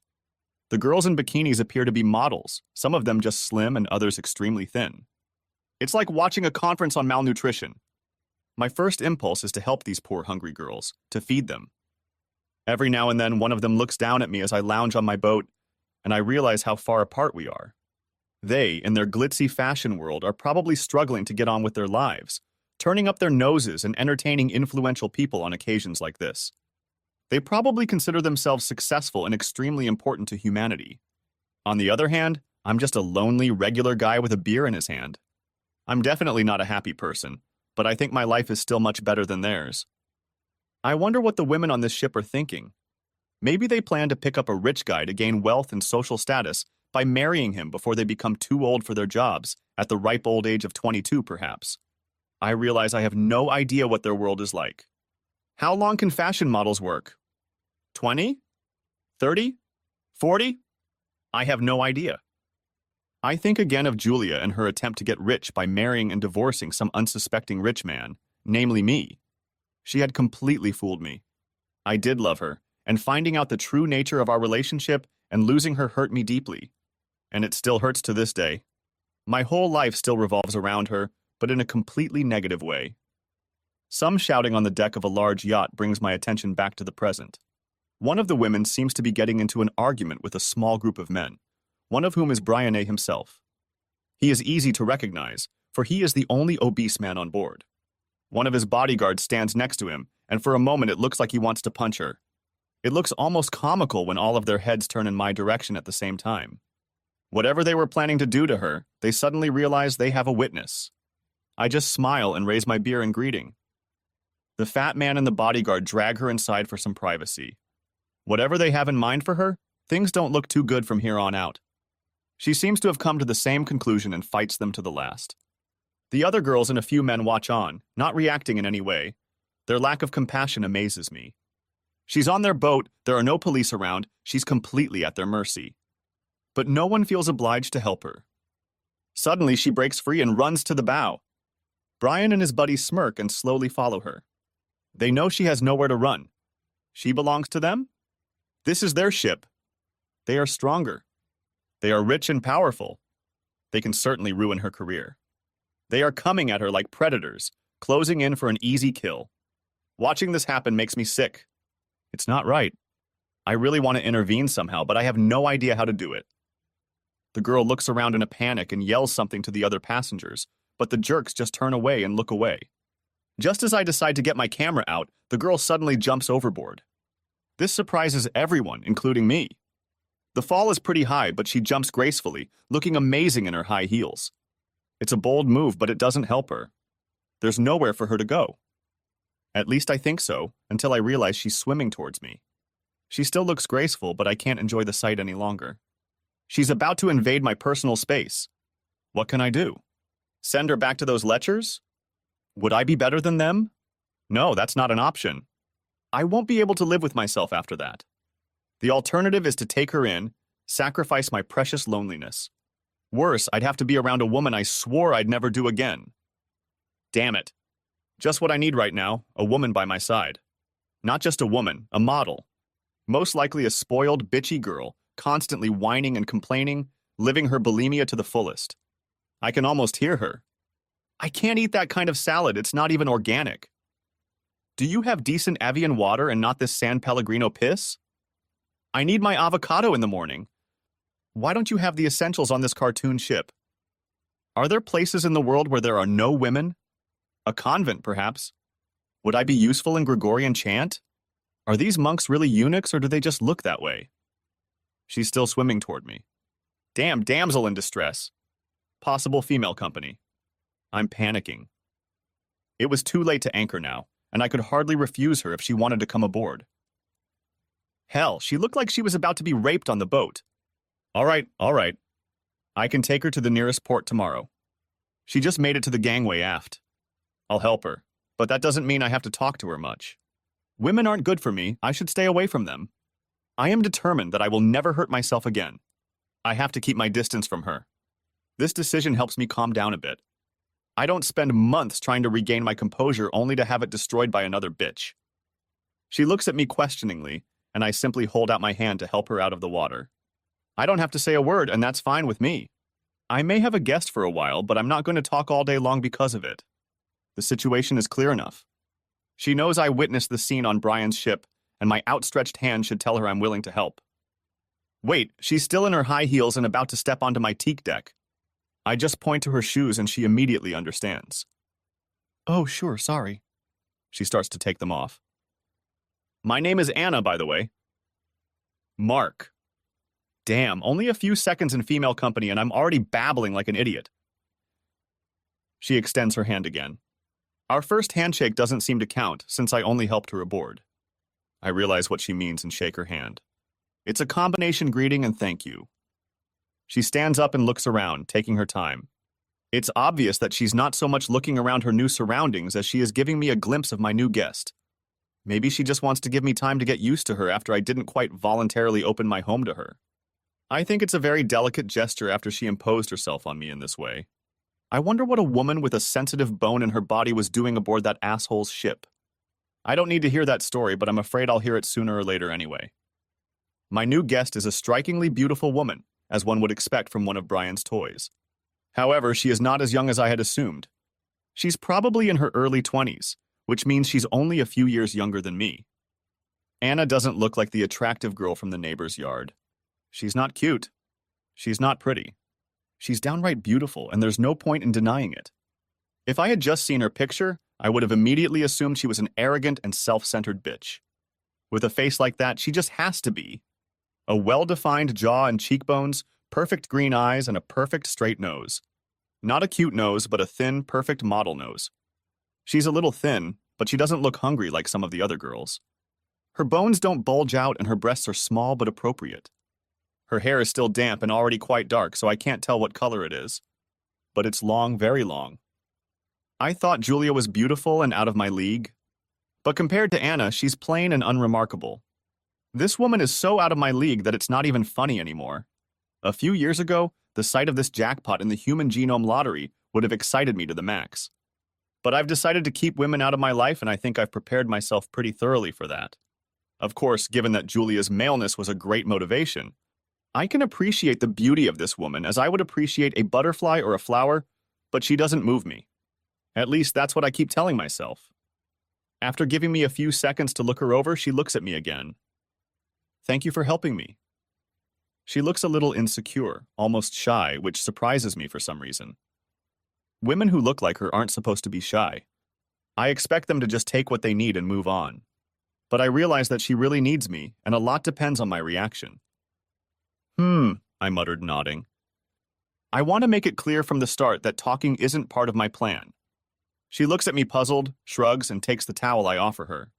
After a while, she smiles and probably lists me as a grumpy sea dog, which is fine with me since it's not far from the truth. I look again at the grotesquely lit ship and see Brian discussing something with his two bodyguards. He looks quite animated and points occasionally in the direction of my yacht. Perhaps he is thinking of boarding my yacht to retrieve the girl? Piracy in Greek waters would cause more trouble than even a man like Brian would like, especially for a woman he could easily replace. He's probably the kind of man who doesn't fail at anything, right down to a game of scissors. But what do I know? Don't be too curious, old boy, or you might get more involved than you'd like. Just keep those weirdos out of your life. I turn around and see that she is looking at the same scene with a concerned look. She doesn't look arrogant or cocky now. I hope that fat bastard doesn't send his gorillas to kidnap me. I say in a dismissive tone, shaking my head. He could, you know. He's got 4 guard monkeys he could send after me. Maybe we could just swim away. Tomorrow. I try to speak curtly to keep my distance. Okay. I can't say I'll sleep well. I'm still a little worried. Thanks again for saving me. They were just about to rape me. She doesn't seem at all bothered by my short answers. But what she says surprises me. They? I ask before I can stop myself. Shit, stop, it's none of my business. Yes, Brian, his male guests, his bodyguards, and all the male crew. It seems he made a bet that he and all the other men on the ship would entertain every girl at least once before the ship returned to Italy. All the other girls weren't thrilled about it, but he let them do it anyway. Suddenly I just couldn't take it anymore. Suddenly, I don't know, something broke inside me. I've put up with a lot of things without getting anything for it. But today it became too much. Damn it.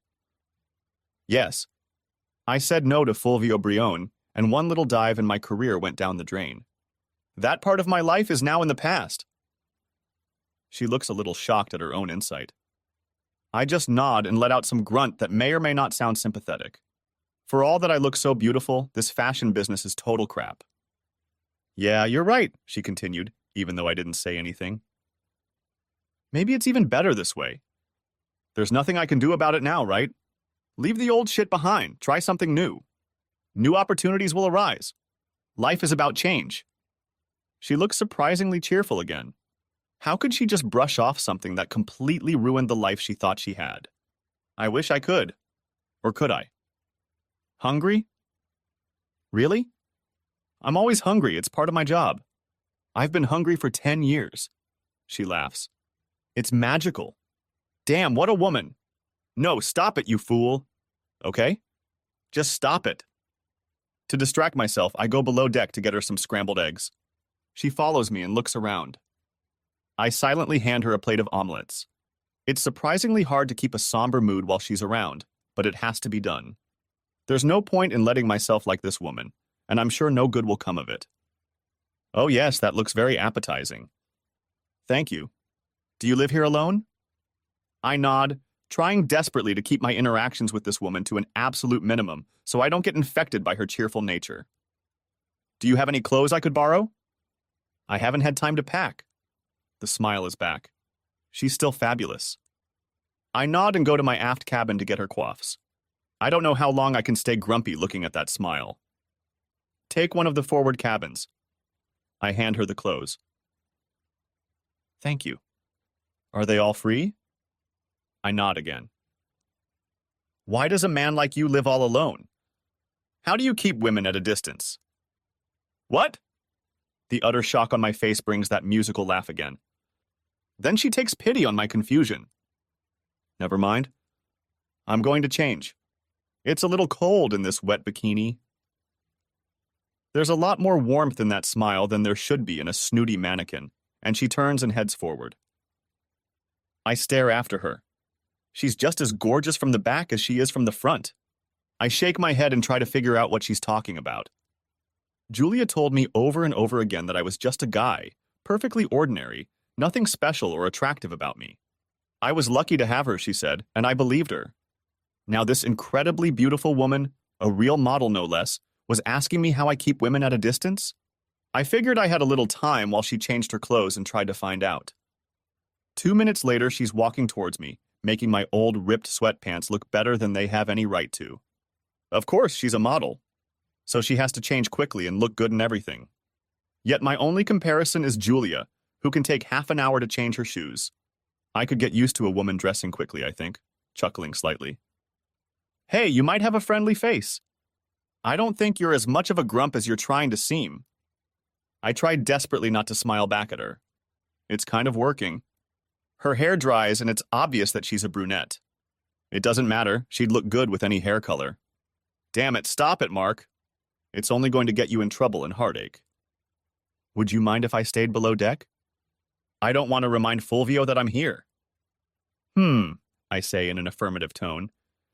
My attempts to stay one-worded are starting to sound ridiculous, even to me. Okay. I'll see you tomorrow. Would you mind if I borrowed your ebook reader? I nod again and retire to the safety of my quarters, feeling relieved to be alone again. Early morning on the deck. I'm always grumpy in the morning. The cup of coffee that is my only companion doesn't mind. I could stay in bed, but then I'd just lie there and think about Julia.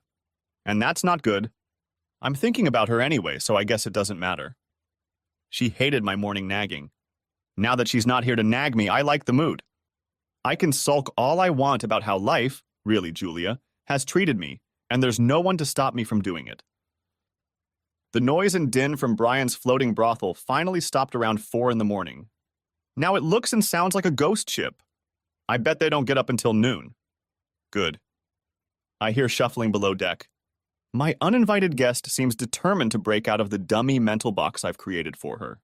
She's over 20, she's not bulimic, she's not arrogant or bitchy even when I'm almost rude to her, and now she's also an early riser. What's next? She's a certified mechanic? Good morning. Her head appears from the hatch. Good morning. I'm sure my grumpy mood is obvious. Coffee? Galley. She disappears down the hatch. She seems to be as sharp as I am in the morning, though she looks much nicer. I turn around to look out to sea. The smooth surface of the bay is mottled with images of Julia and her lover, intimately connected and smirking at me. Shit. I can hear my uninvited guest coming up on deck. Now that she's had her coffee, she'll be awake and happy and want to talk about things I either don't care about or don't want to talk about. And she'll be smiling her beautiful mannequin smile, don't forget that. Shit. I don't want anyone to cheer me up. I want to mope. Alone. Don't I have that right? Anna, now I remember her name, surprises me again. She doesn't say a word. She sits on the deck next to me and stares out at the calm sea. The air is still fresh and crisp, and the intense Greek sun has not yet begun to bake everything around her.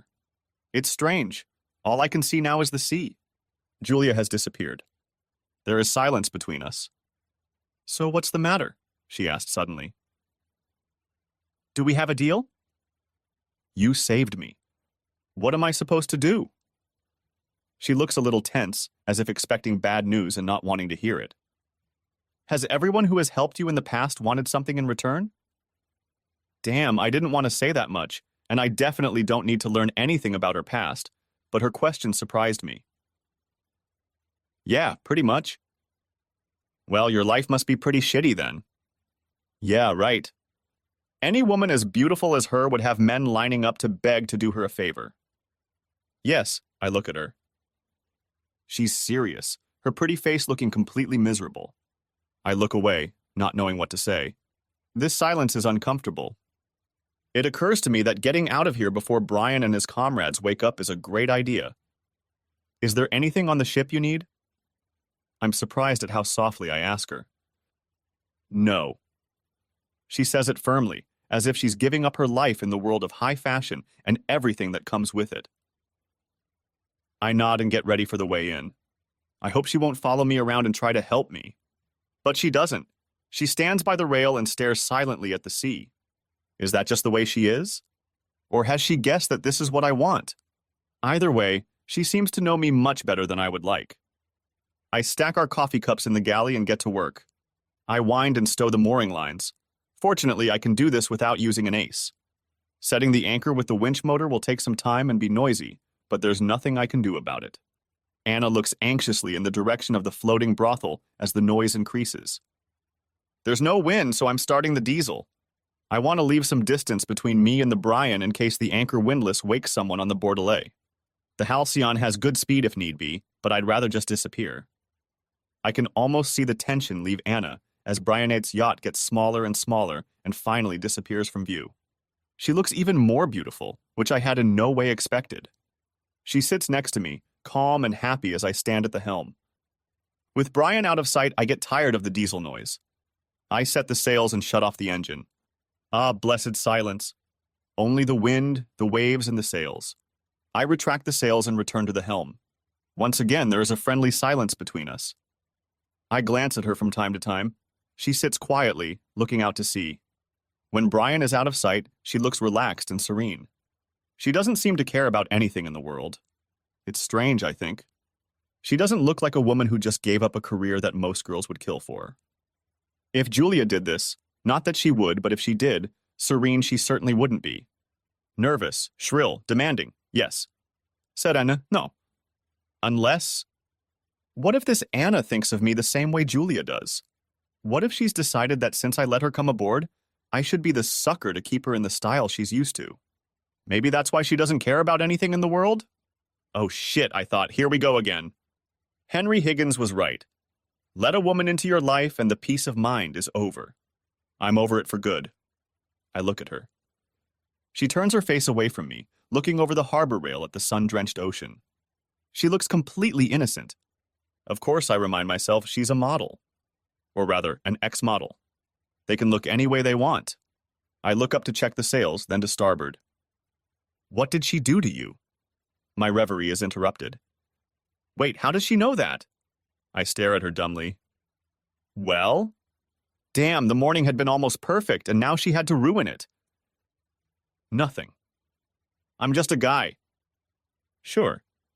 Handsome guy, obviously well-to-do, sailing alone on a fancy yacht, trying to hide the fact that he's nice by grunting. What, handsome? I found her first flaw. She definitely needs glasses.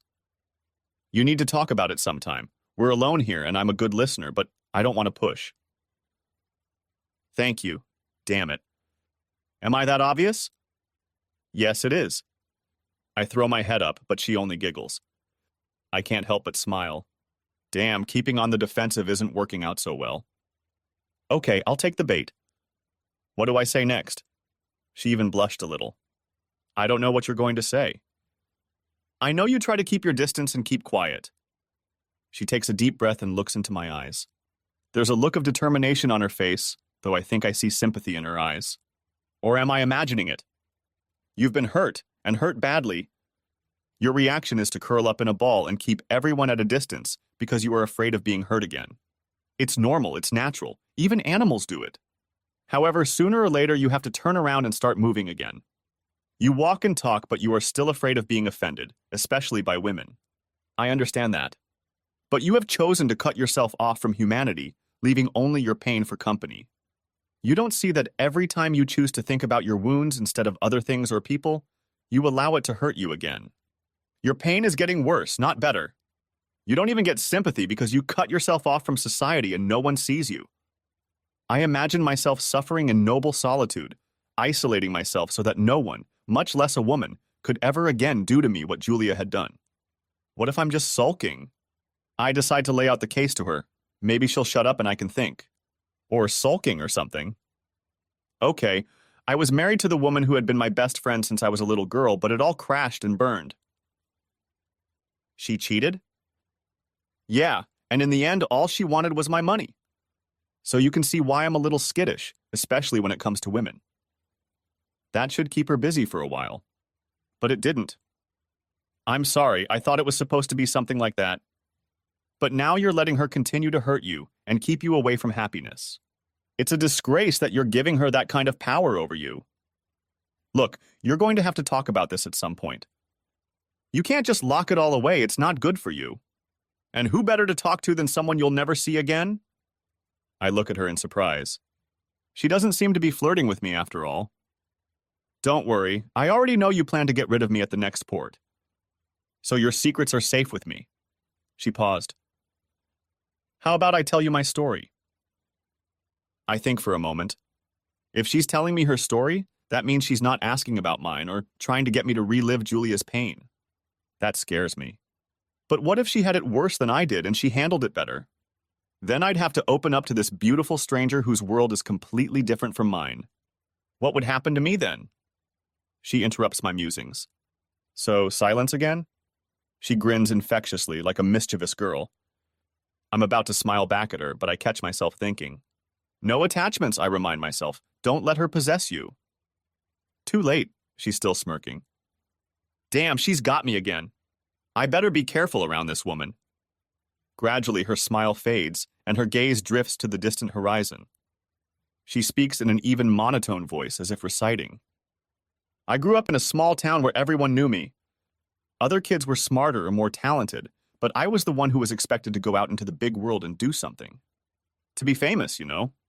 When the only thing you can do is look pretty, that means a modeling career. I soon discovered that I was at the bottom of the food chain, not at all what it was like to be a princess in my small town.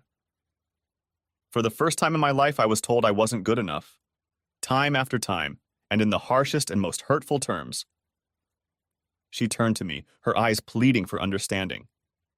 Mark, when you do something, a project or a report or whatever, and you're told it's not good enough, it's already bad. When you're told that it's you, yourself, that's not good enough, nasty, over and over again, it really does something to you. She paused and turned toward the horizon again. Like a lot of models, doing self-defense, I started thinking of my body as something that wasn't really a part of me. It was almost like a toolbox or a skill set. I did everything I could to keep it in shape. I was exercising, eating right, all those things. But I still wasn't good enough. I was never picked. Then I noticed that the directors were picking girls they already knew. Girls who had hung out with them or someone else higher up the food chain. Hanging out, of course, was a euphemism for sex. Whether the director was a man or a woman, it seemed to be the thing to do. I resisted for a while, but the pressure of not having a job was too much and I gave up. It wasn't that bad. Most of them were attentive, even nice. I had gotten used to thinking of my body as separate from myself. I was just using it to get a job, and I was using it at work. I got a job. Everyone in my small town was beyond thrilled to see me in any catalog or advertisement. I seemed to carry the hopes and dreams of the whole village. So I kept at it even though I knew I would never reach the top and I was beginning to hate my life. I knew some girls who were in abusive relationships, and I began to understand them better. She sighs. I'm not sure what exactly made me change my mind. I'd been on Brian cruises before and knew what was expected of me. For whatever reason, whether it was a bet or a gangbang, I'd had enough. I hid in my cabin until the thugs dragged me out, and you saw what happened after that. She stops and looks at me. They didn't think I had the courage to jump. Perhaps I wouldn't have jumped, but your boat was there and I heard you confronting them earlier in the day. I was terribly afraid last night that Brian would send his thugs after me. Believe me, it was a case where I was glad to be another replaceable hottie. I wonder if I didn't blow their bet. The corners of her mouth lift as she imagines it. I smile back to cheer her up. I still can't get used to the idea that someone might think she's just another pretty face. I'm done now. It's all over.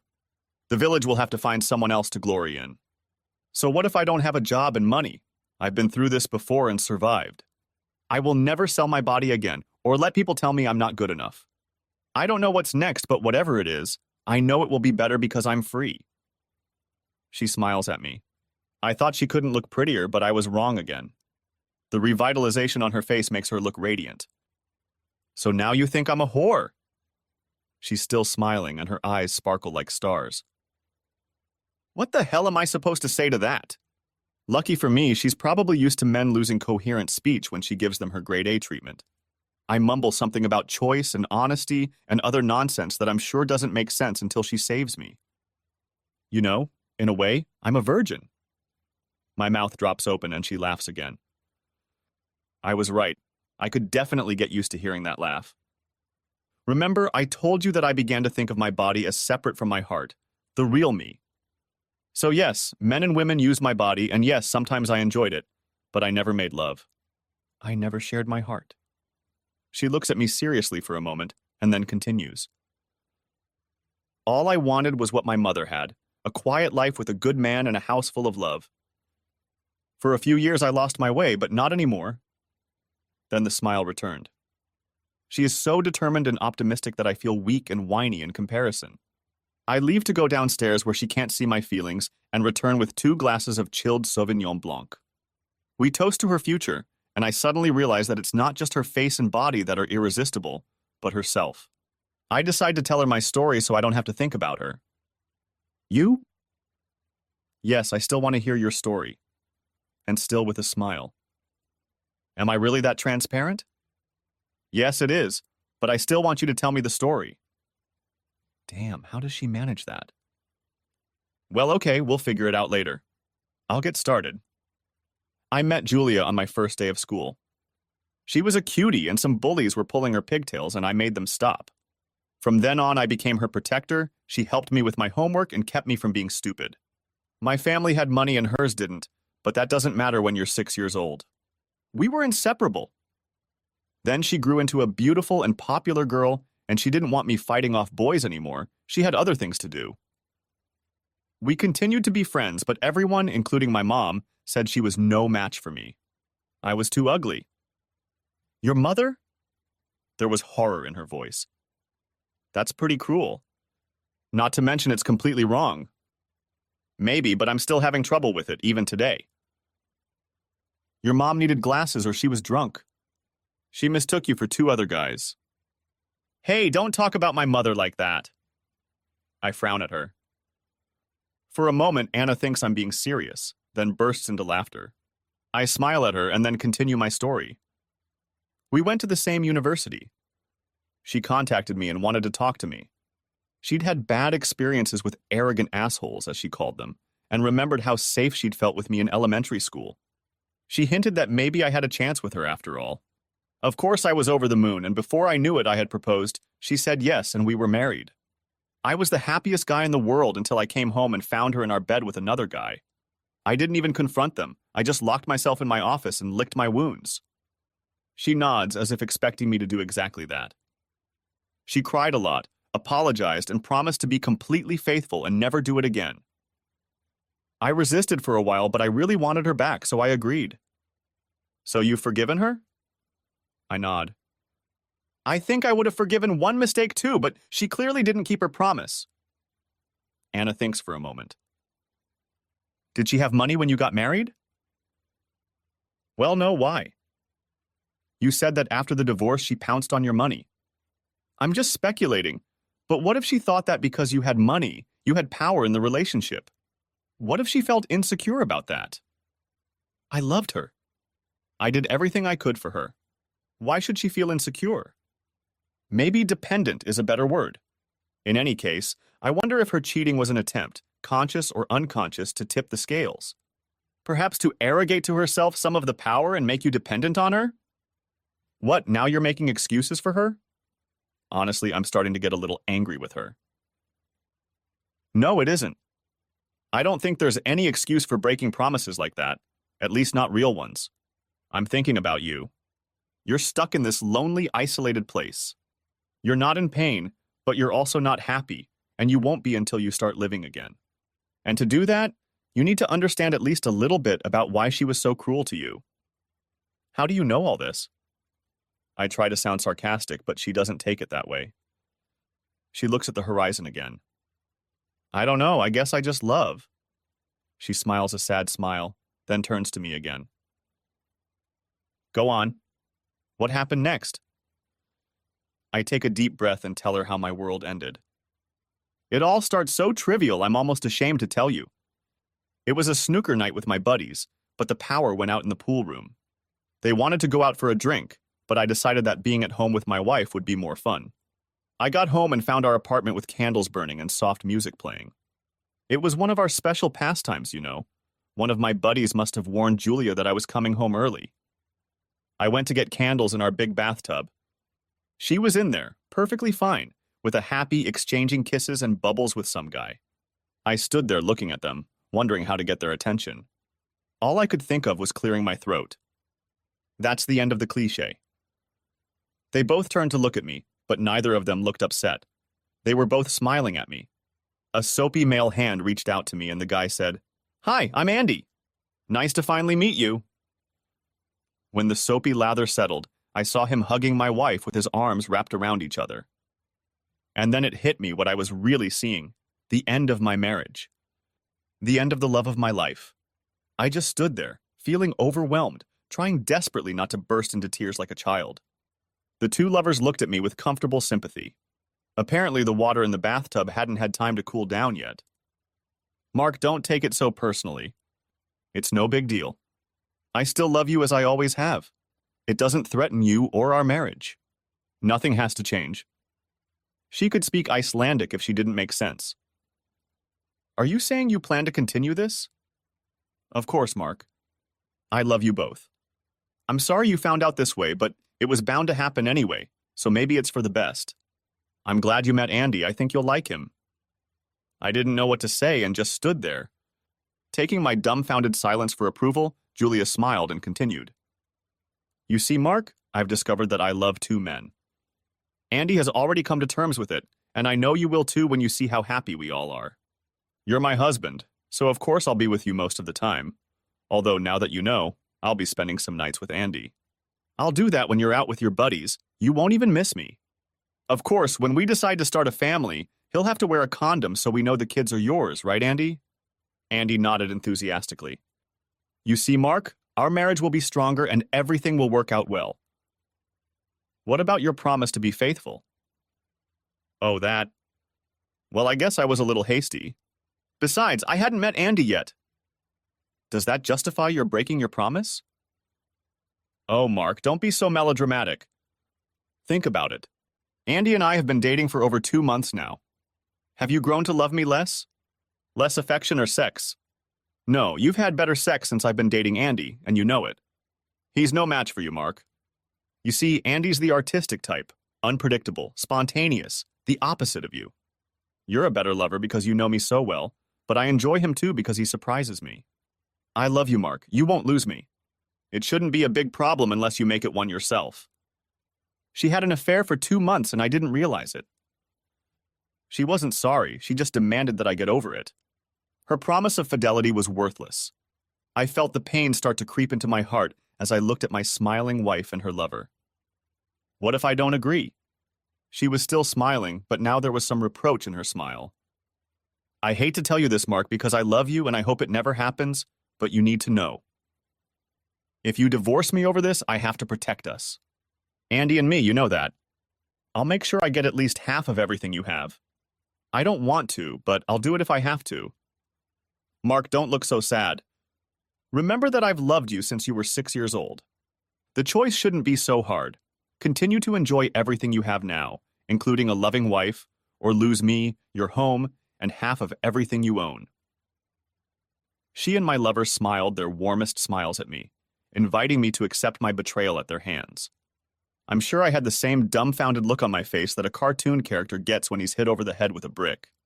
Andy had to put his paddle in again. Hello, Mark? It's Mark, isn't it? Why don't you stay and join us? Oh, that's a great idea. Julia came in delighted before I could say anything. Come on, Mark, don't be such a patsy. It'll be fun, you'll see. She scooped up a handful of water and blew it on me, then kissed Andy sweetly on the nose. I'm done. I turned and walked away. I could hear them talking softly amongst themselves, chuckling occasionally.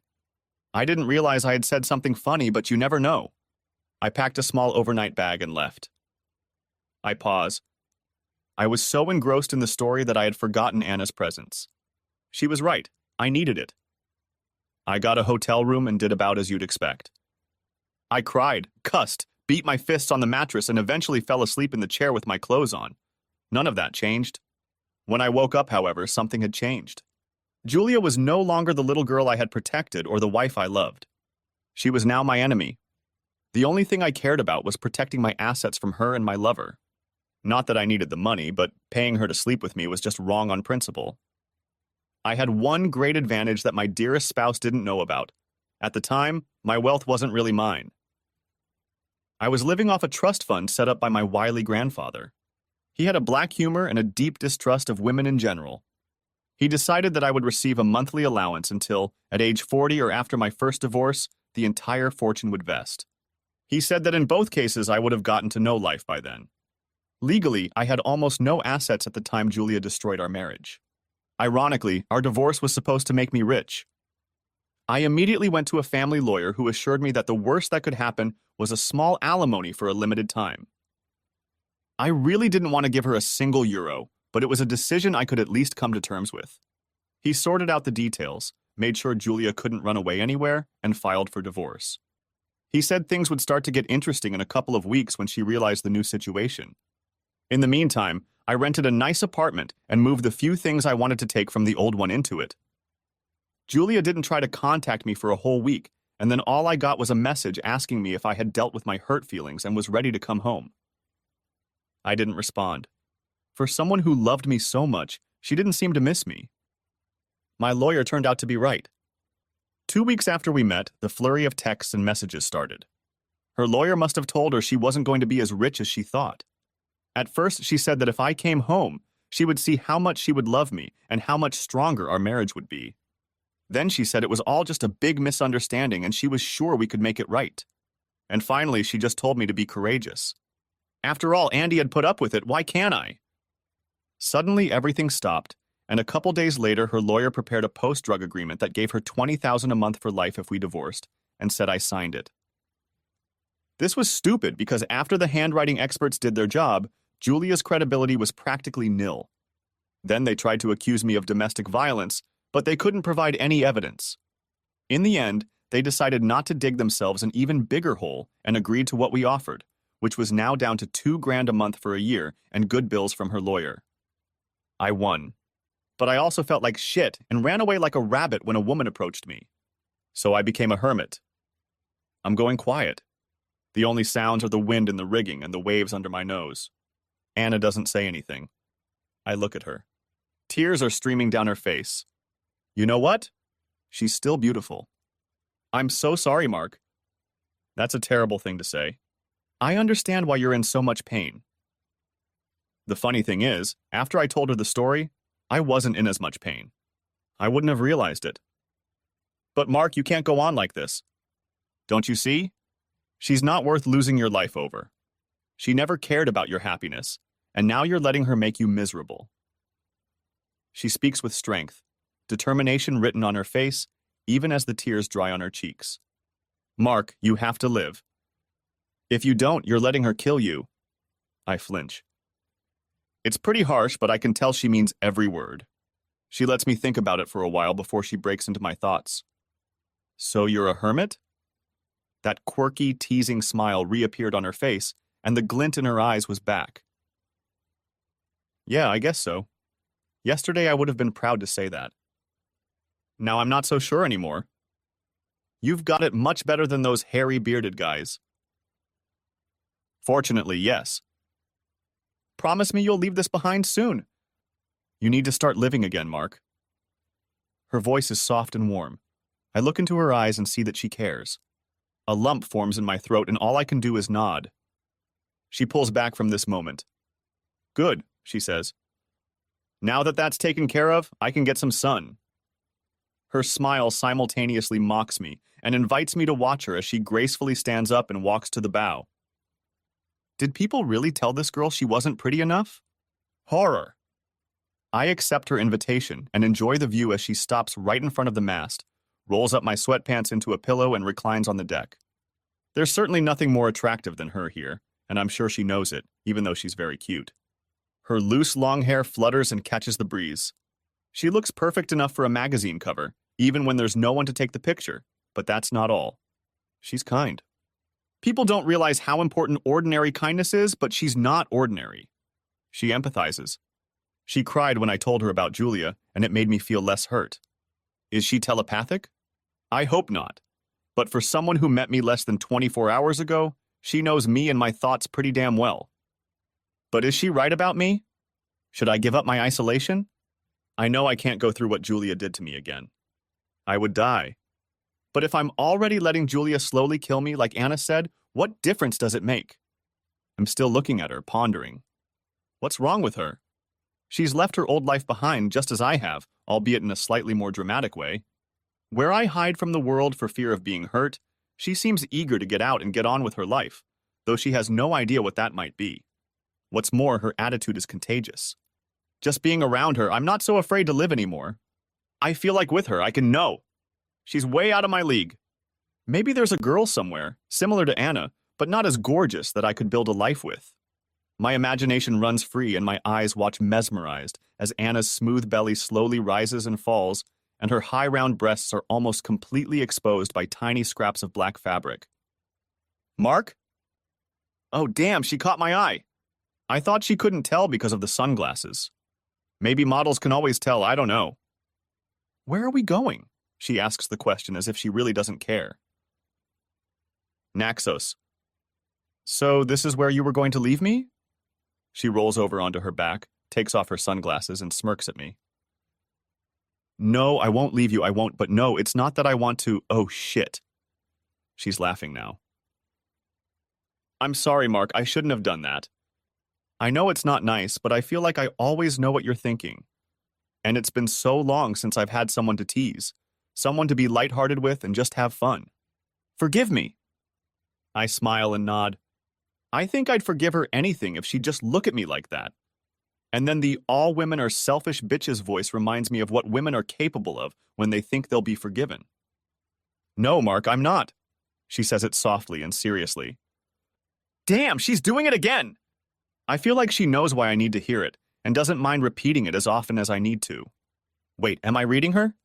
What's going on here? So I'll leave the boat on Naxos? No! I mean, not unless you want to or you really need to, but you can if you want to. I really like you here, but I wouldn't... Oh, shit. You can stay as long as you want. She likes my stuttering too much. I take a deep breath. I was planning on stopping by there anyway to stock up on supplies, and you might want to pick up some clothes. That's my story, and I'm sticking to it. What's the matter, sailor? Not enjoying the view? She stands up and leans against the mast, posing like a glamour girl. I oohing and ahing, she laughs, then gets serious again. You know I don't have any money or debit cards, and I don't know if I can get to my bank accounts from Naxos. I may not be able to pay you back, at least not right away. I pretend to contemplate the situation as I walk over to her. Well, maybe I'll figure out a way for you to pay me back. I try to keep a straight face, and apparently I succeed. She gets this look on her face like, oh no, not him. How are your knots? I ask, still with a straight face. She pulls away from me slightly. What's with the knots? There was a slight tremor in her voice that I hadn't heard before. Sailor's knots. Halcyon doesn't sail herself, you know, and since you're here, you might as well help. I smile and she laughs and slaps my arm. I got you, didn't I? I enjoy laughing at her for once. Looks like someone else has gone too long without a little light-hearted fun, she smiles at me. We sit on the foredeck facing each other, and I start teaching her some knots. Even though the sail covers us from the fierce Greek sun, it's still hot, so I take off my shirt. Every now and then we catch each other's glances and smile. It's weird to have someone who looks like her looking at me like that, but not so weird that I can't get used to it. I haven't been this relaxed around a woman in a long time. We trim the foresail more for practice than anything else. She's more athletic than I would have guessed, and watching her move is a pleasure. My bikini-clad guest helps me unmoor Halcyon, and I become the envy of the entire waterfront. She follows my instructions flawlessly and looks like she's been doing it all her life. If I used to think she was just another brainless model, I definitely know better now. She pulls on my sweatpants and we head into town. Our first stop is at the bank, and as she feared, Anna can't access the money in her accounts in Italy and Germany without an ID or debit card, so she shops on my dime. My cynical self expects her to act like a stereotypical model and buy at least 2 things out of everything in sight, so of course she doesn't. She buys a few sundresses, some shorts and tops, and asks my advice on what shoes to buy her. Everything she buys is good quality, but nothing garish or garish. I go shopping for groceries and supplies while she does her underwear, and by the time we meet in the town square, we're both thoroughly loaded. When we left the docks, I grinned as I watched her sweating in my sweatpants in the midday heat. She's wearing a light sundress now, looking gorgeous, and now it's her turn to laugh when I stare and stare as she drags me along. Surely half the male population of Naxos would like to be in my shoes. We climb aboard, stow our purchases, and relax a little. Anna looks at me seriously. Every time I think I'm getting used to her beauty, she looks at me differently, or holds herself differently, and I'm stunned again. Thank you, Mark, she says. I have some savings and I'll pay you back. Maybe you should hold on to your savings until you get a job or something? Well, maybe, but I don't like being in debt to my friends. Her smile is soft and sweet, her eyes warm and gentle, and I panic. Everything is happening too fast for me. We're friends, she repeats. Friends help each other, like you helped me last night, even when you didn't really want to. We both know she's right. Friends don't hurt each other, and no matter what happens, Mark, I won't hurt you. Not ever. And you know, we're comfortable together. I tried to remember how long it's been since I've been comfortable with a man. No expectations, no pressure, just friends. I can't even remember when that was. You're getting comfortable with me too. There's one more thing. You know how I always seem to know what you're thinking? How can I read you? You're the only person I can do that with. Damn, I try to look disappointed. I was hoping you could read everyone like that and we could rule the world. We laugh together, and she stares at me for a moment. So, friend, what are the plans for tonight? Well, friend, the word comes out before I can stop him, and it surprises me, but it's the right word. I don't have a single clue. I'm known as a man without a plan. Good, she says, smiling, because I have one, and it's perfect. You're going to take me ashore to that nice seafood place we spotted, and we're going to have a wonderful dinner together. And then? And then we'll come back aboard, and I'll tell you the rest of the plan. We go ashore for dinner. The seafood place is unpretentious. For a moment, I wonder if Anna will think she's slumming it. I'm pretty sure no mannequins have ever been there, not even former ones. But apparently the place has been around for generations, and it's clean and well-maintained, so I have high hopes for the food. Of course, all eyes are on us as we walk into the restaurant and make our way to our table. I know Anna is used to this, but I'm not. She senses I'm uncomfortable and snuggles up to me. It's okay, Mark. I don't mind them looking at you. I'm not jealous. We laugh, sitting up.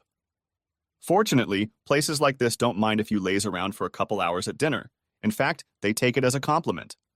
A couple times, the owner stopped by to say how much he enjoyed us enjoying his food.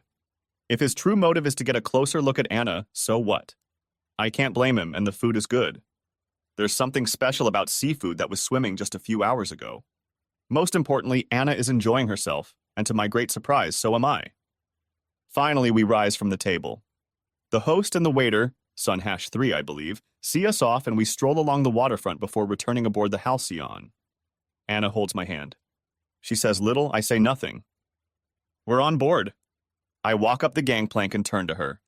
She presses against me, gives me a light kiss on the lips and pulls back. I can't tell if the sparkle in her eyes is a reflection of the lanterns on the shore, but she's irresistible as always. Thank you, she says quietly, almost a whisper. I can't remember the last night I enjoyed it so much. She looks away for a moment. To hide her tears? After a moment, she turns to me again, smiling slyly. So, are you ready to hear the rest of the plan? Sure, I guess, she laughs. Are you sure? She winks and raises one eyebrow slightly. Her voice from earlier resounds in my memory. Promise me you'll start living again, Mark. Okay, I'm ready. What do you have? I put my hands on my hips in my best pose of readiness for anything. This is where I seduce you. My eyes get big as saucers, my mouth opens, my hands fall to my sides. Seduce. You know, and then you... She smiles at me like I'm some kind of tightwad, which is exactly how I feel. I mumble something to her. She giggles. Well, there's a part of you that knows what I'm talking about. Her gaze drops to the tent that has suddenly appeared in my crotch. Oh shit. She hasn't undone a single button, and I'm already harder than ever. Anna, I thought you didn't want to have sex so soon after. I was proud of myself for managing to say so much. Oh, don't worry, Mark, we're not going to have sex. Eh?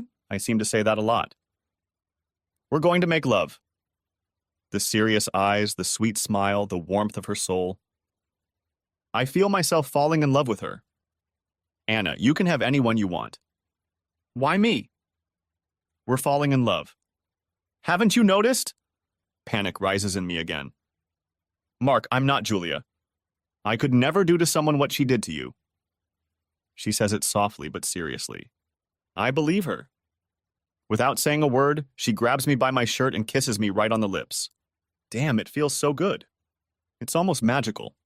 It's like I've never kissed a woman before. When we finally break our connection, I see that she's crying. To my surprise, I feel my eyes become moist as well. Our connection is almost frightening. She stands up, and I realize she is still holding me tightly by my shirt. She roughly drags me behind her, rushing towards my quarters. Then she pushes me onto the bed. You're incredibly beautiful. I'm still basking in the afterglow, trying to realize what just happened in my life. Why did this dream woman choose me? Was it because of my money? I can't think of any other reason. Suddenly, I raise my head and look at her. She was watching me too, a satisfied expression on her face. No, Mark. No? Because I love you. Not because of your money. Don't get me wrong, sure, money makes life easier. But being with a man for his money is the last thing on my mind right now. The thought alone repulses me. I'll sign any prenup, no problem. A prenup? Well, sure, in case we ever get married. You never know. She smiles slyly, and after a few seconds I laugh. It seems my fate is already sealed. Well, it could be worse. What? Am I crazy? And even if the thought never crossed your mind, I'm on birth control pills, and you're the first man I've ever been with without a condom. So you're safe. My God, what an idiot I've been. She laughs again, seeing my reaction. You're so sweet, Mark. Ah. Mark, we need to think about where we go from here. Well, the home port of this ship is Antibes. I'm not sure that's what she was talking about. Okay. Do you have a car there? Yes. Big? X5. Okay, this is one of those SUVs, right? We'll drive to Milano from there if you don't mind. We can pick up my stuff there, the tattered remnants of my old life. Oh, sure.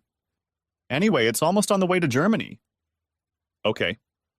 We're going to have a lot of fun. I've got a lot of work to do, and I'm going to enjoy it. Your job?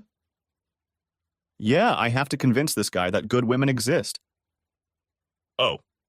So you want to open it up to members of the female gender again? What, are you kidding? Absolutely not. My reasons are purely selfish. I'm afraid I seem rather boorish. It's too good to be true. The 4 weeks it took us to get the yacht back to Antibes can be described as perfect. We spend them with sex, and yes, some more sex. We also bask in the sun, eat delicious food, and visit various harbors. We don't talk about the future, divorces, diets, fashion, and the past. After arriving in Antibes, we pack up, clean the boat, and load everything into my car.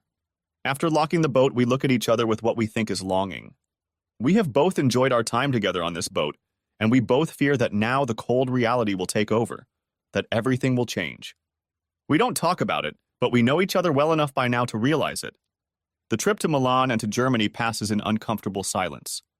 After she ran away from that guy Brion, I tried to stay as grumpy and quiet as I could, but now I wish we had something to talk about, to allay our fears, to release the tension.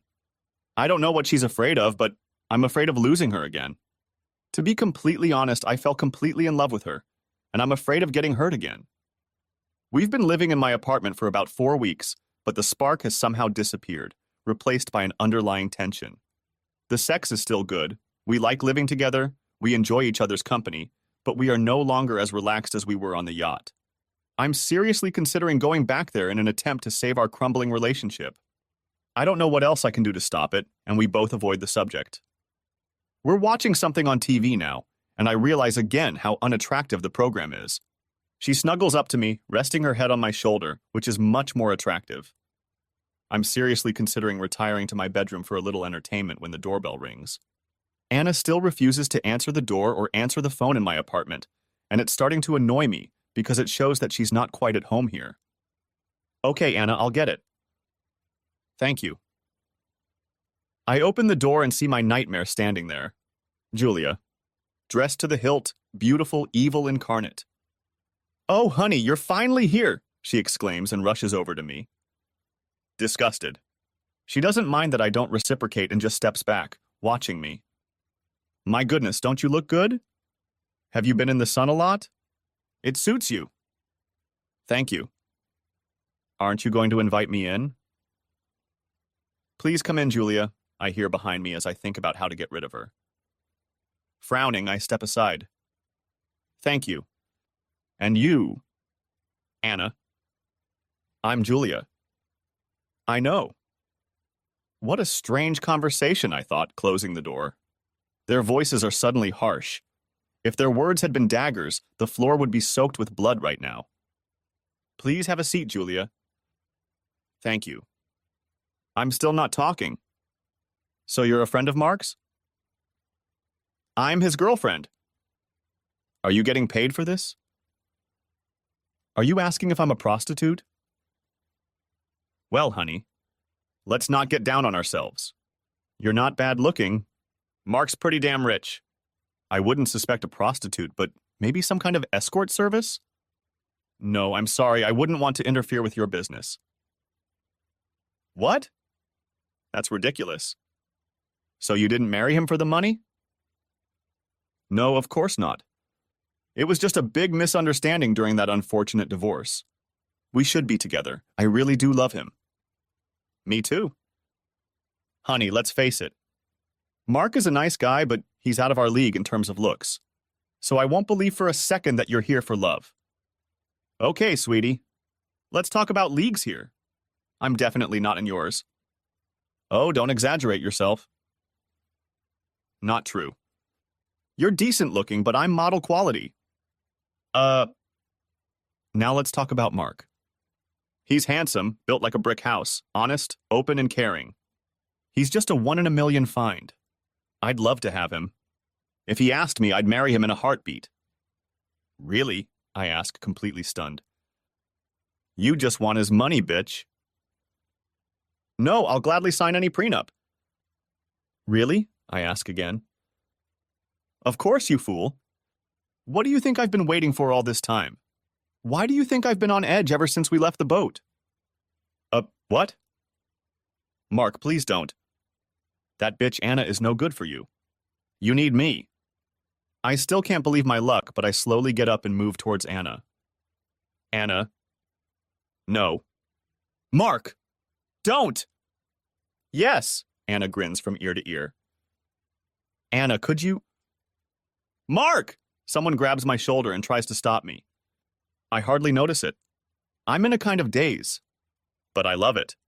It's like a dream come true. I realize that I've been expecting Anna to leave me for good for 4 weeks now that she's back in Germany. Can I really have her? Unbelievable, damn it. Yes. I will. Anna, please marry me. Yes. I can't finish that damn sentence. No, Mark. Julia finally let go of my shoulder, and Anna jumped into my arms. Yes. Damn it. This can't be true. Mark, don't do this! Really? Really? Yes, Mark.